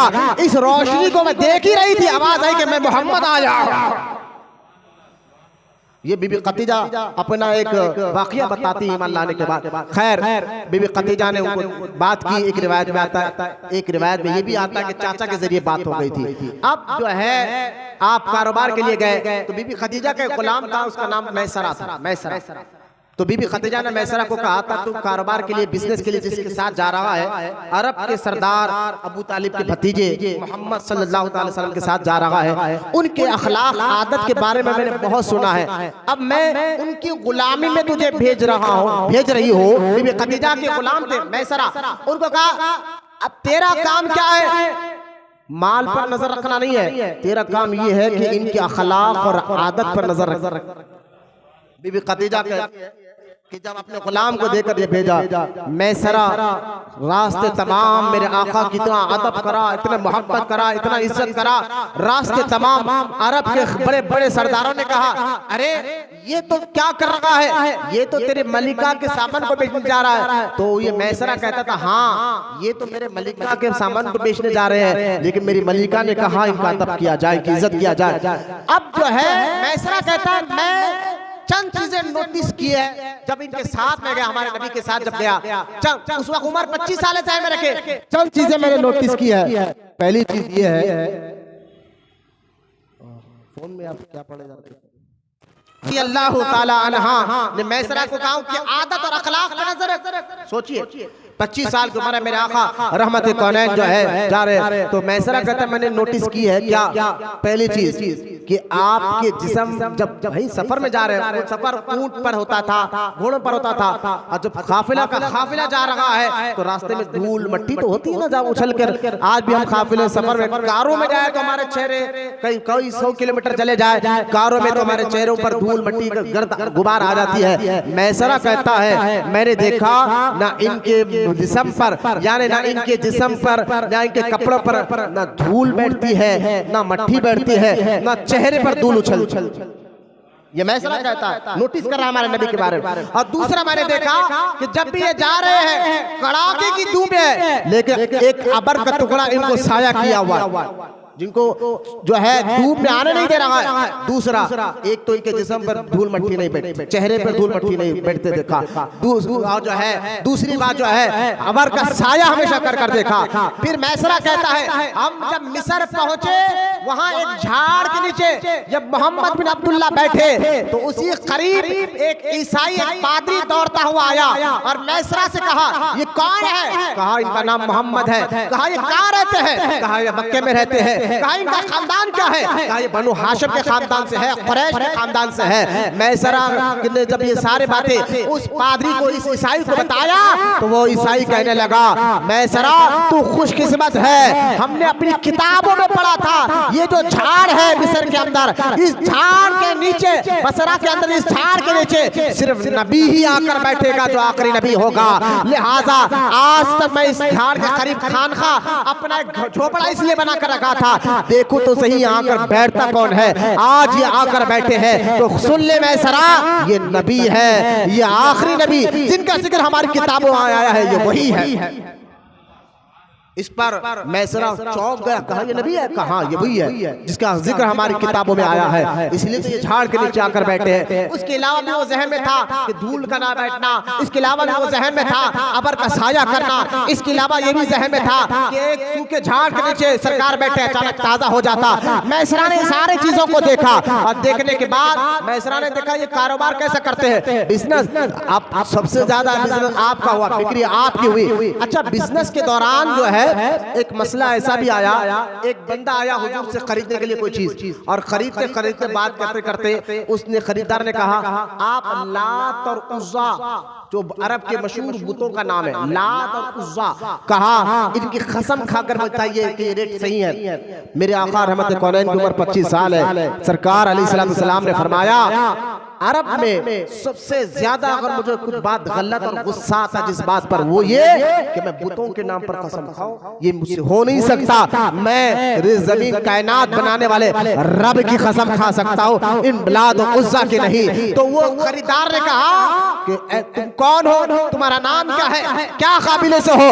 सारे बातें सुनकर कहने लगा वो खरीदार भी कि मैं भी एक जो है मैं वो हूँ जो पुरानी किताबों का इल्म रखता हूँ, उन किताबों में मैंने पढ़ा था जो आखिरी नबी आएगा कभी वो बुतों के नाम पर कसम नहीं अपने रब के नाम पर ही कसम खाएगा।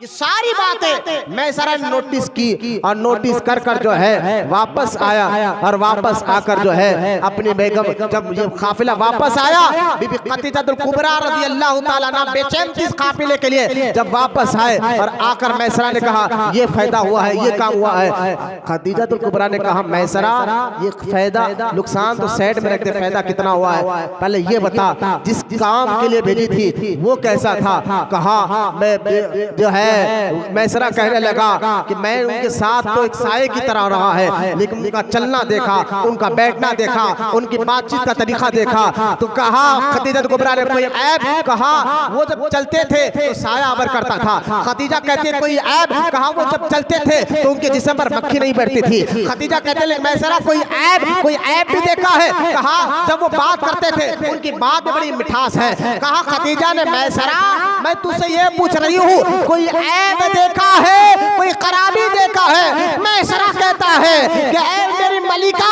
कैसे ऐब बता सकता हो, यकीनन बनाने वाले ने उनको बगैर ऐब के पैदा फरमाया है, बगैर ऐब के माशाअल्लाह आपके जज्बे को सलामत रखे। बगैर ऐब के पैदा फरमाया है, उनके अखलाक में कोई ऐब नहीं, उनके आदत में कोई ऐब नहीं, उनके मिजाज में कोई ऐब नहीं, उनको बनाने वाले ने बगैर ऐब के पैदा फरमाया। ये मेरे आका की उम्र 25 साल है, उस वक्त की बात चल रही है। जिस नबी का हम कलमा पढ़ते हैं थोड़ा इतनी नॉलेज तो हमें होना चाहिए। फिल्मों हीरो क्रिकेटरों की हमारे पास नॉलेज होती है, जिस नबी का कलमा पढ़ते उनकी नॉलेज नहीं। और कोई गैर मुस्लिम मजाक उड़ाए तो हम सर खुदा करा करें। हजरत वो ऐसा बोल रहा था कि हुजूर ने इतनी उम्र में शादी क्यों की। मैंने कहा तूने क्या जवाब दिया? मैंने क्या जवाब दिया, मुझे कुछ जवाब ही नहीं आया। मैंने कहा शर्म से पानी में डूब मर जा कि जिस नबी के बारे में कलमा पढ़ता है, जिसकी वजह से ईमान और अकीदा नमाज रोजा मिले हैं, उनके बारे में नॉलेज नहीं रखता, वजह नहीं जानता। लिहाजा आज जरूरी इन बातों को सीखना कि मेरे आका का बचपन नौजवानी और कैसे अखलाक और पाकीज़ा के मालिक थे। अपने तो अपने, गैर भी उन्हीं के नात पढ़ा किया करते थे, गैर भी उनकी तारीफ किया करते थे। अरब का लोग इनको अमीर और सादिक किया करते थे। बीबी खतीजातुल कुबरा जो है ये सारी कैफियत, क्योंकि बीबी खतीजा को इस बात का अंदाजा हो चुका था कि ये आखिरी नबी यही है। आप कहेंगे उनको कैसे अंदाजा हो गया था? उसकी दो वजह है। बीबी खतीजा को पहले से बुतों से बड़ी नफरत, इसलिए बीबी खतीजा के बारे में आता है कि आपने कभी किसी बुत के आगे सजदा नहीं किया, जबकि वो रिवाज था, दस्तूर था, लोग बुतों को इबादत करते थे कि बीबी। और दूसरी वजह है बीबी खतीजा के जो चाचा थे जिनका नाम वरक़ा बिन नवाफिल था, वो तौरेत के ज़बूर के बहुत करे जानकार आलिम दीन थे, समझिए बहुत बड़े जानकार थे। तो उनके पास जाकर जो है बीबी खतीजा अक्सर बैठकर कहती थी कि आपको तो तौरेत की किताब जानते हैं, इंजील के बारे में आप जानते हैं, तौरेत और इंजील में जिस नबी का जिक्र आया है आखिरी नबी का, उनके कुछ अलामात क्या वो जाहिर हो गए हैं? तो वरक़ा बिन नवाफिल कहते हैं कि ए खतीजा वो अलामात तो जाहिर हो चुके हैं, साल भी वही है। और याद रख वो नबी जिसका जिक्र किताबों में आया है तौरात और इंजील में, वो अलामात, वो शहर, वो मुल्क भी यही है और वो हालात भी जाहिर हो चुके हैं। तो बीबी खतीजा अल्लाह की इबादत करती थी, पहली बात। दूसरा जो है वो तो जानती थी कि नबी आने वाले हैं, अरब में आने वाले हैं, कबीला कुरैश में आने वाले हैं, बनु हाशिम के औलाद में आने वाले हैं। तो मेरे मुस्तफा अरब भी थे, कबीला कुरैश भी थे, बनु हाशिम भी थे। बीबी खतीजा को एक तो ना, और दूसरा जो है बीबी खतीजा तुल कुबरा कहती है मैंने ख्वाब देखा था। वो कहा क्या? कहा मैंने देखा ख्वाब में कि सूरज आसमान से उतरकर मेरी गोद में आ गया। बीबी खतीजा कहते हैं मैंने ख्वाब देखा सूरज आसमान से उतरकर मेरी गोद में आ गया, और गोद में आने के बाद उसकी रोशनी मेरे घर से पूरी दुनिया में फैलने लगी, पूरी दुनिया में फैलने लगी। जब मैंने ये ख्वाब देखा और जाकर अपने चाचा वरक़ा बिन नवाफिल को सुनाया, तो वरक़ा बिन नवाफिल ने कहा, जो बड़ी उम्र के भी हो गए थे, उम्र रसीदा हो चुके थे, बूढ़े हो चुके थे, उन्होंने कहा खतीजा मेरी भतीजी, अगर तूने ये ख्वाब देखा है तो सुन ले, तेरा निकाह उस आखिरी नबी से होने वाला है जिसके जरिए से पूरी दुनिया में ईमान की किरणें फैलेगी। लिहाजा बीबी खतीजा को बस कंफर्म करना था, अपने गुलाम मैसरा से कंफर्म करा लिया कि वो तमाम सिफतें, तमाम आदतें इनमें नजर आ रही है। फौरन बीबी खतीजा ने अपनी सहेली नफीसा के जरिए निकाह का पैगाम भिजाया, और मेरे आका रहमत कौनैन ने 25 साल की उम्र में, उस वक्त बीबी खतीजा की उम्र 40 साल थी, ये भी जाहिर है क्या? बीबी खतीजा की उम्र मुबारक 40 साल थी, मेरे आका की उम्र 25 साल थी। लिहाजा मैं आप नौजवानों से कहूंगा कि आप जो है अगर घर में अपने यहाँ बीबी ला रहे हैं, भाव ला रहे हैं, तो सबसे पहले आप जो है दीनदारी को देखें।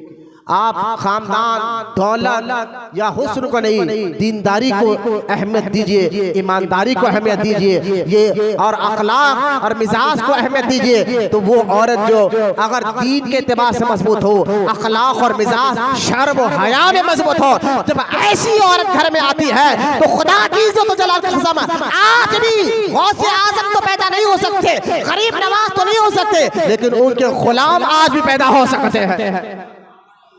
वरना गौसे पाक जिस घराने में पैदा हुए तो पढ़ो उनकी वालदा कैसे थी, कभी पढ़ो गरीब नवाज की माँ कैसे थे, अंदाजा हो जाएगा।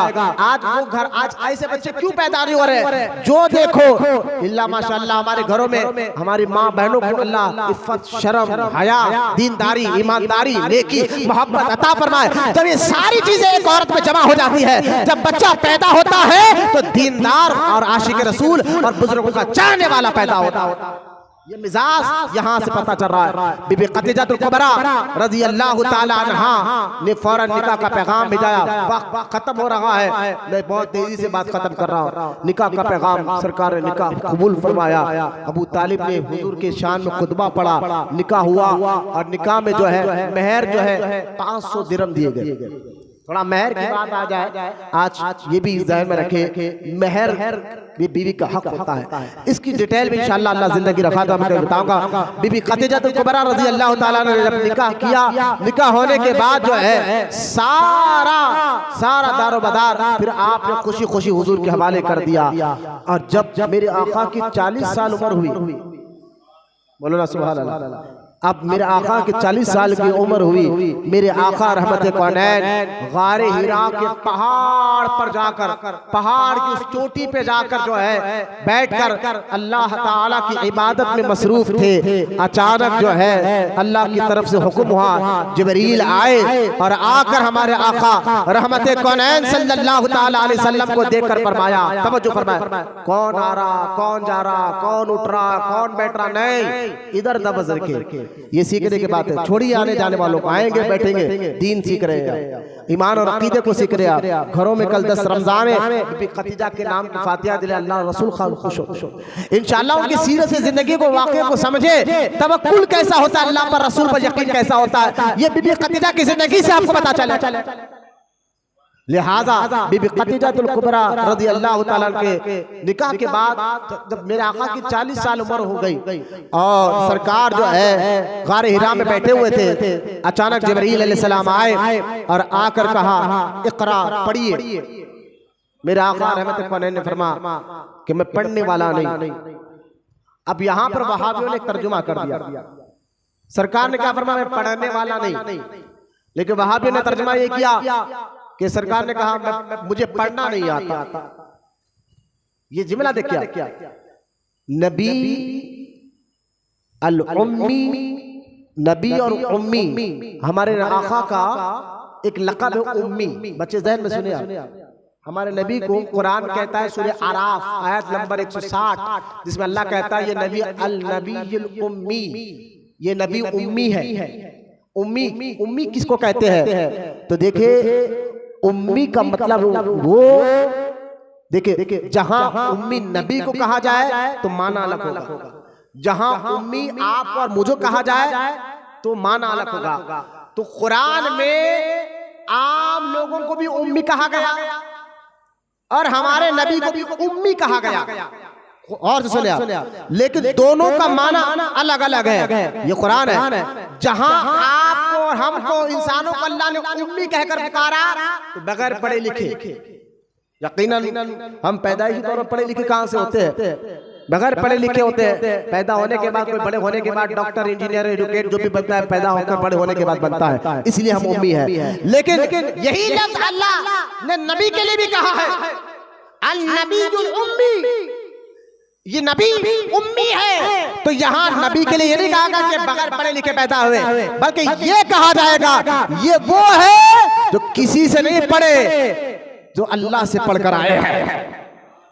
ये वो है जो पढ़े किसी से नहीं, पढ़े किसी से नहीं, लेकिन अल्लाह से पढ़कर आए हैं, अल्लाह ने इनको पढ़ाया है। कहा वो कैसे आप कह सकते हैं? अर्रहमानु अल्लमल कुरान, अल्लाह खुद कुरान में कहता है रहमान ने मुस्तफा को कुरान सिखाया है। तो हमारे नबी पैदाइशी तौर पर माज़अल्लाह ये ना समझे किसी कॉलेज, किसी यूनिवर्सिटी में जाकर पढ़कर नबी, ना ना ना ना, अल्लाह ने उनको सब समझा कर भेजा, पहले से ही वो जानते थे। तो यहाँ मेरे आका ने जो ये कहा कि मैं पढ़ने वाला नहीं, ये नहीं कहा मुझे पढ़ना नहीं आता, ये कहते तो फिर आप में और मैं माज़अल्लाह नबी में कोई फर्क ना हो जाए। नबी की कोई खुसूसियत होते हैं, कोई खास मुकाम मर्तबा होता है। मेरे आका ने ये नहीं कहा कि मुझे पढ़ना नहीं आता, ये कह रहे हैं कि जिब्रील मैं तेरे कहने पर पढ़ने वाला नहीं।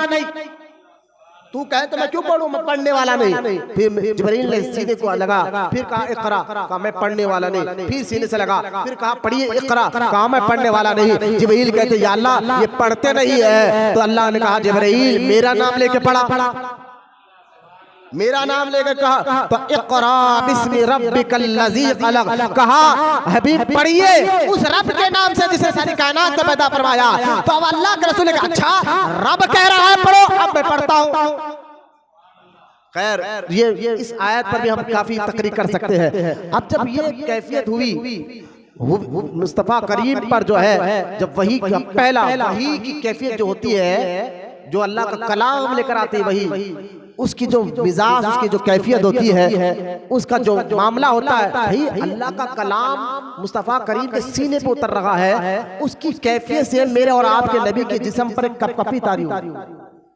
भाई बात का समझ आपको कैसे समझाऊं मैं, यूं समझिए कि आपने कभी उस्ताद, पीर या किसी अपने बड़े पर बात में वजन देखा होगा। वो बात कुछ दोस्त करे तो कुछ उतना असर नहीं होता, कोई हमारा बड़ा कर दे तो उसकी बात का असर ही जब होता है एक कपकपी पैदा हो जाती है। यार उस्ताद ने ये बात कही है, पीर ने ये बात की है, हमारे बड़ों ने ये बात की है, हमारे खानदान के बड़े जब ये बात बोलते ना अच्छे की बोलती, तो कुछ लोगों की बात पे असर होता है, जिसकी वजह से दिल पर असर होकर जिस्म पर एक कपकपी तारी हो जाती है, एक मिजाज में झंझनाहटपन हो जाता है। तो ये आम बंदों में भी ऐसी बातें हो जाती है। तो जिसका कलाम रब का हो, वो कलाम जिसके बारे में कुरान कहता है लौ अंज़लना हाज़ल कुरान अला जबलिन लरअयतहु खाशिया, जो कुरान हमने मुस्तफा के दिल पर उतारा है, अगर यही कुरान पहाड़ों पर उतरता और पहाड़ अल्लाह के खौफ से रेजा रेजा हो जाया करते, लेकिन वो कलाम हमारे नबी के दिल पर उतरा। जिस कलाम अल्लाह ने क्या कहा, अगर ये कुरान पहाड़ पर उतरता तो वो रेजा रेजा हो जाते हैं। लिहाजा वो कलाम की कैफियत से मेरे और आपके नबी का जिस्म कांपने लगा। सरकार गार हिरा से नीचे आए और अपने मुकद्दस बीबी खदीजा से कहा, ऐ खदीजा ज़म्बलूनी ज़म्बलूनी, मुझे कम्बल उड़ाओ, मुझे कम्बल उड़ाओ। बीबी खदीजा ने कम्बल उड़ाया और कुछ देर के बाद कहा मेरे सरताज क्या मामला हुआ है। मेरे आका ने सारी डिटेल बताई, ये मामलात हुए हैं। बीबी खदीजा ने कहा ऐ मेरे सरताज आप जो है सब्र रखिए, आपका रब आपको हलाक और बर्बाद नहीं कर सकता। आप गरीबों की मदद करने वाले हैं, आप मेहमानों की इज्जत करने वाले हैं, आप बड़ों का अदब करने वाले हैं, आप छोटों पर शफकत करने वाले हैं। आप पे ये आदतें हैं और ऐसी आदतें जमीन आसमान का मालिक अपने महबूबों को ही अता फरमाता है। अगर आपके अंदर ये आदतें हैं, मैं किसको इज्जत करूं, आज हो रहा मैं बहुत खतरनाक है, इतना खतरनाक हो गया है, मैं दीन में भी आ गया आजकल। मैं आपको कहीं को सुनूं, मैं अपनी तरफ से नमाज पढ़ लो। अरे जनाब दाढ़ी कट्टे के पीछे नमाज नहीं होती, और जो है बिला वजह दीन सिखा ही नहीं, दीन समझा ही नहीं, शरीयत सीखा ही नहीं, दीन को सीखते नहीं। बस मैं जमात से नमाज पढ़ता हूं, मेरी मर्जी। अरे भाई जमात से नमाज पढ़ने से पहले थोड़ा बैठ कर मैं कोई बात बता, नमाज की क्या शर्तें हैं। वो लोग नमाज पढ़ा रहे आजकल, आगे ना नमाज हम पढ़ाएंगे, नहीं होता बाबा। दीन को सीखना पड़ता है तो जाकर बातें होती है। मैं निकालेंगे तो दीन किस लिए आप कलमा किस लिए पढ़ रहे हैं? कलमा आप पढ़ रहे अल्लाह को राजी करने के लिए, तो हर अमल रब चाहिए होना चाहिए, मन चाहिए नहीं होना चाहिए। अल्लाह को राजी करने के लिए अमल करो तो आप क्या अमल में अल्लाह बरकत अता फरमाता है। लिहाजा मेरे आका रहमत कौनैन सल्लल्लाहु तआला अलैहि वसल्लम को बीबी खदीजा ने दिलासा दिया और अपने चाचा के पास ले गए और सारा वाकया सुनाया।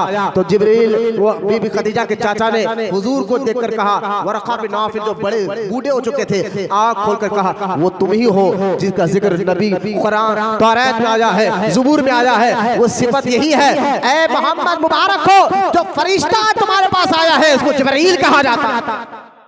अगर कोई वहां भी गए, अच्छा हुजूर को नहीं मालूम था, आप तो कह रहे थे हुजूर पैदाइश के तौर पर नबी थे, फिर आप ये क्या करें कि हुजूर बीबी खदीजा के चाचा ने कहा, हुजूर सब जानते थे अल्लाह के बताने से, बीबी खदीजा के कहने पर चाचा के लिए चाचा के पास गए इसलिए ताकि हुजूर का चर्चा सब में हो जाए।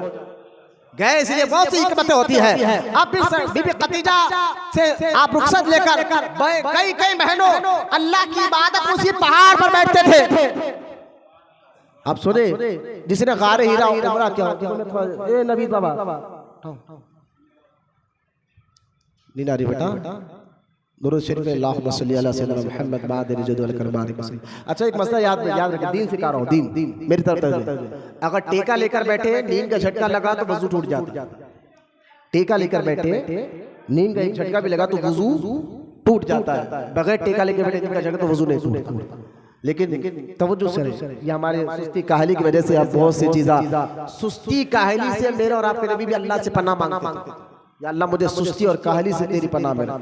ये सुस्ती काहली दीनदारी में आ गई है आज। नई फिरके नई बातें पैदा कर रहे हैं लोग, दीन सुनने समझने के लिए तैयार नहीं है। गौर करें, मैं आपको ये बिल्कुल मेरा टाइम 2-3 मिनट में लूंगा, ज्यादा नहीं, कि जब सरकार गारे हिरा पर जाकर बैठकर इबादत करने लग जाते थे ना, गारे हिरा में बैठकर इबादत करने लगे, तो आप जो लोग उमरा गए हज के लिए गए जानते हैं कि गारे हिरा, अभी तो सीढ़ियों के रास्ते बन गए हैं। और जब मैं 2023 में उम्रे के लिए गया था तो मैंने देखा कि वहां पर तो एक रोड भी बन रही है, ऊपर गाड़ी भी जा सकती है पीछे से। और बाद में सुना कि 2025 में कि जो लोग उमरा गए थे कि रोड बन चुकी है, अब सीढ़ियां चढ़ने की जरूरत नहीं कि रोड तक गाड़ी जा रही है। लेकिन आज सहूलत आज बन रही है, लेकिन आज से 1450 साल पहले कैसा रास्ता था?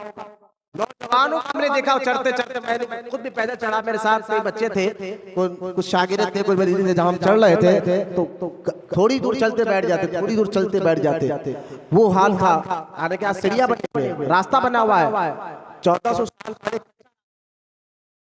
पहले थे ऊपर पहाड़, उसकी ऊंचाई इतनी ऊपर, वहां गारे हिरा में बैठकर मेरे आका इबादत कर रहे हैं। और बीबी खदीजा, बोले सुभान अल्लाह, एक बार नहीं दिन में 2 बार उस पहाड़ पर जाती और आती थी, सिर्फ इसलिए कि मुस्तफा करीम को खाना देकर आने। मोहब्बत हो शोहर से तो फिर ऐसे जहां मियां बीवी में मोहब्बत हो जाती है ना, और मोहब्बत मजबूत किस्म की, फिर लड़ाई झगड़े खत्म, आपस में अदब एहतराम सब ज्यादा जाता है। इसलिए मेरे आका रहमत कौनैन ने जब भी जिक्र किया बीबी खदीजा का, तो आपकी आंखों में आंसू आ जाते थे। एक बार आयशा सिद्दीका ने पूछा, या रसूल अल्लाह, आपको अल्लाह ने और भी हसीन और जमील बीवियां दी है, लेकिन जब भी देखो आप खदीजा का ही जिक्र करते रहते, इसकी वजह क्या है? तो मेरे आका ने फरमाया कि ऐ आयशा सुनो, खदीजा वो है जिस वक्त सब लोग इनकार कर रहे थे, उसने मुझ पर ईमान लिया। जब मैं थक कर, और सुने हुजूर कह रहे थे, जब मैं थक कर, जब सरकार मक्का में जाते ऐलान करते लोगों मैं अल्लाह का नबी हूँ, रसूल हूँ, तो लोग आपको माज़अल्लाह गालियां देते, आप पर पत्थर बरसाते, आपके बारे में गैर गलत बातें करते। सरकार थक कर और तमाम बातें सुन सुनकर जब घर आते और मेरे आका का मुबारक चेहरे पर गम अपना गम नहीं, उम्मत का गम, उम्मत की मोहब्बत का गम के आसार होते, तो बीबी खदीजा कहती मेरे सरताज का चेहरा क्यों उतरा हुआ है? कहा कि मैं क्या कहूँ, इतना समझा रहा हूँ, लोगों को जन्नत का रास्ता बता रहा हूँ, ये सुन नहीं रहे हैं, वो मुझे बातें कर रहे हैं। तो सरकार कहते उस वक्त सबसे आगे मेरी खदीजा मुझे तसल्ली देती थी, उनकी तसल्ली की वजह से मेरी हिम्मत में और इजाफा हो जाया करता। जब भी मैं घर में जाता तो सबसे ज्यादा तसल्ली वाले अल्फाज बीबी खदीजा मुझे दिया कर। मेरे आका कह रहे हैं यहाँ से उन औरतों को सीखना चाहिए कि मियाँ बीवी में मोहब्बत कैसा होना चाहिए। आज बेचारा थक कर काम के तमाम टेंशन लेकर घर जाता, अब घर में दाखिल होते ही जो औरत शौहर के बारे में गाली बके, शौहर को कहे क्या कमा रहा है, क्या कर रहा है, ये होना है, वो होना है, लड़ाई झगड़े का है, तो फिर वो घर जन्नत का बाग तो नहीं बन सकता। हाँ, ऐसा टेंशन हो जाता है, उस टेंशन में आदमी यही कहता है ना बाहर सुकून है, घर में सुकून है, लिहाजा गुस्से में वो तलाक ले देता है, गालियां देता है, मारता है, झगड़े हो जाते हैं। औरतों को चाहिए वो बीबी खदीजा की जिंदगी से हालात सीखे, शौहर को ऐसी तसल्ली देती, सरकार खुश होकर कहते थे उनकी तसल्ली से मेरी हिम्मत में और इजाफा हो जाया करता। ये चाहिए कि शौहर जब घर आए तसल्ली वाली बात करे, हिम्मत वाली बात करे, सपोर्ट वाली बात करे, मोहब्बत वाली बात करे, इज्जत वाली बात करे, सबर वाली बात करे, शुक्र वाली बात करे, तवक्कुल वाली बात करे, अल्लाह रसूल की बात करे। तो जब ये बात होती है तो शौहर को भी हिम्मत से इतराज पैदा हो जाता है।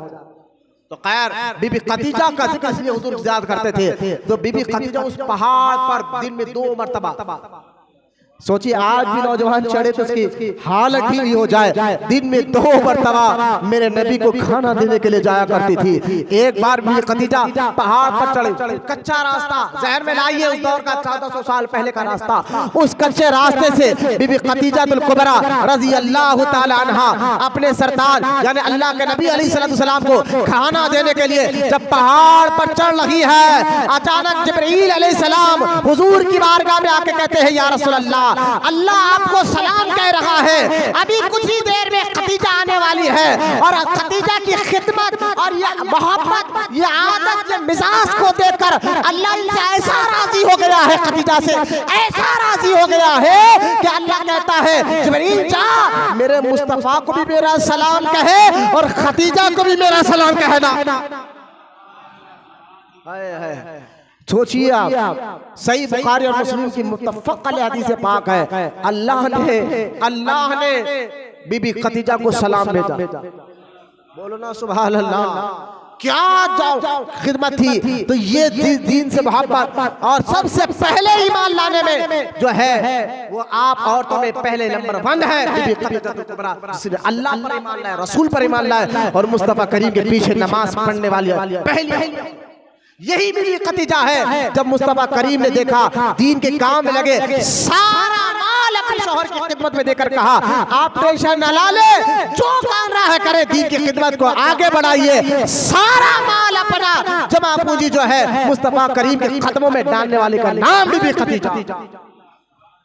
बीबी खदीजा वो जिन्होंने मुस्तफा करीम के जो है ना 4 बेटियां इनसे पैदा हुए हुजूर के, सैयदा ज़ैनब, सैयदा रुक़ैया और सैयदा उम्मे कुलसूम और सैयदा तैयबा, ताहिरा, आबिदा, बीबी फातिमा ज़हरा रज़ी अल्लाह ताला।